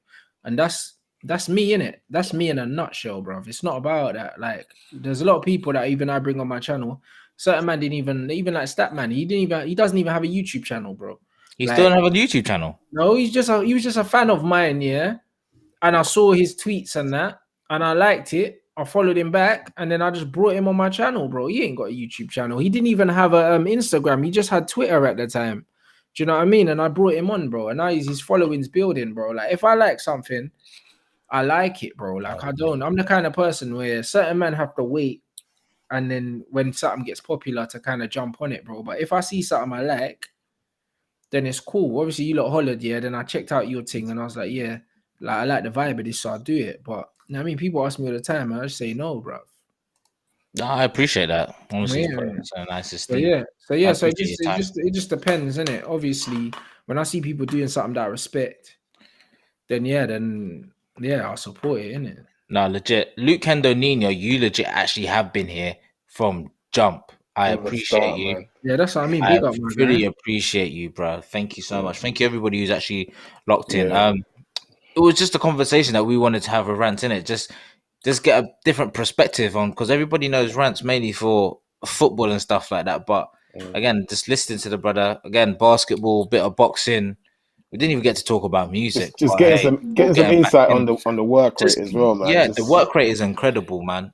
So anybody out there who's contemplating doing the YouTube thing, because I don't think people really understand how the PT thing works. A lot of people don't understand how anything works unless they do it themselves. People like the idea of something, but the reality of the grind, innit? A lot of people ain't built for that, bro. Do you know what I mean? The PT thing is the same. Unsociable hours, early starts, late finishes. Do you know what I mean? And the same with this YouTube thing, grinding, grafting. Do you know what I'm saying? Like, a lot of people ain't willing to put in the hours it takes, to get to where man is, bro. Do you know what I mean? They just want the followers, and do you know what I mean? They want the retweets and that, but them man ain't. They're not ready to put in the hours. No, not at all. Anyway, guys, I don't think I need to say it, but you go follow Rants and Bants. Obviously, this is his Instagram following. Rants and Bants is just what it is on everything else. The Twitch, the YouTube. Go and follow him up. Man said 0 hours contract, you know. Fucking hell. It is. It's true though. 0 hour contract, bro. It's no lie, bro. It's true. You know them ones there, bro. Working. Big up Dan Mason each and every time. Always here with the company. Big up you guys. Obviously, please. We're trying to grow the fan base anyways, just to give everybody different content all the time. We're not just fashion and music. As you can see, we're here talking football, basketball, other stuff. We had legal people on. We had my pal Daniel on talking about how we were smoking, flipping crack at 17 and doing up. He was early in that, man. Listen, we got to get Daniel back on. Daniel's one of those incredible stories, you need to actually watch that one. The stream will piss you off because it kept cutting out, but it shows you how life can go left. He's an incredible person with an incredible story. Yeah, bro. This sounds jokes, bro. I'm on that, bro. Yeah, but we're just giving you guys just everything in it. Like, just come in, learn something, and take it away with you. Just enjoy. So, please like, share, and sub to the channel. Help push everything out. Rants, again, I appreciate you, man, and thank you just for providing a platform for people just to continue to do their thing, man. You're a proper inspiration to people. Well done, man. Great, man. Really appreciate you. Anyway, man like Luke Kendo Nino, bad man. Appreciate you, man. Anyway, peace, guys. Till the next time. Next week we got my boy Frost on. Actually, he deals with a lot of the artists. So we're talking about, he deals with Miss, Tion Wayne, all these kind of people. Plus, he's got his vodka out. Might tune in next week. Might do a vodka giveaway. Actually, anybody's interested. So yeah, holla, AU vodka. Anyway, peace, guys. Love, man. Peace.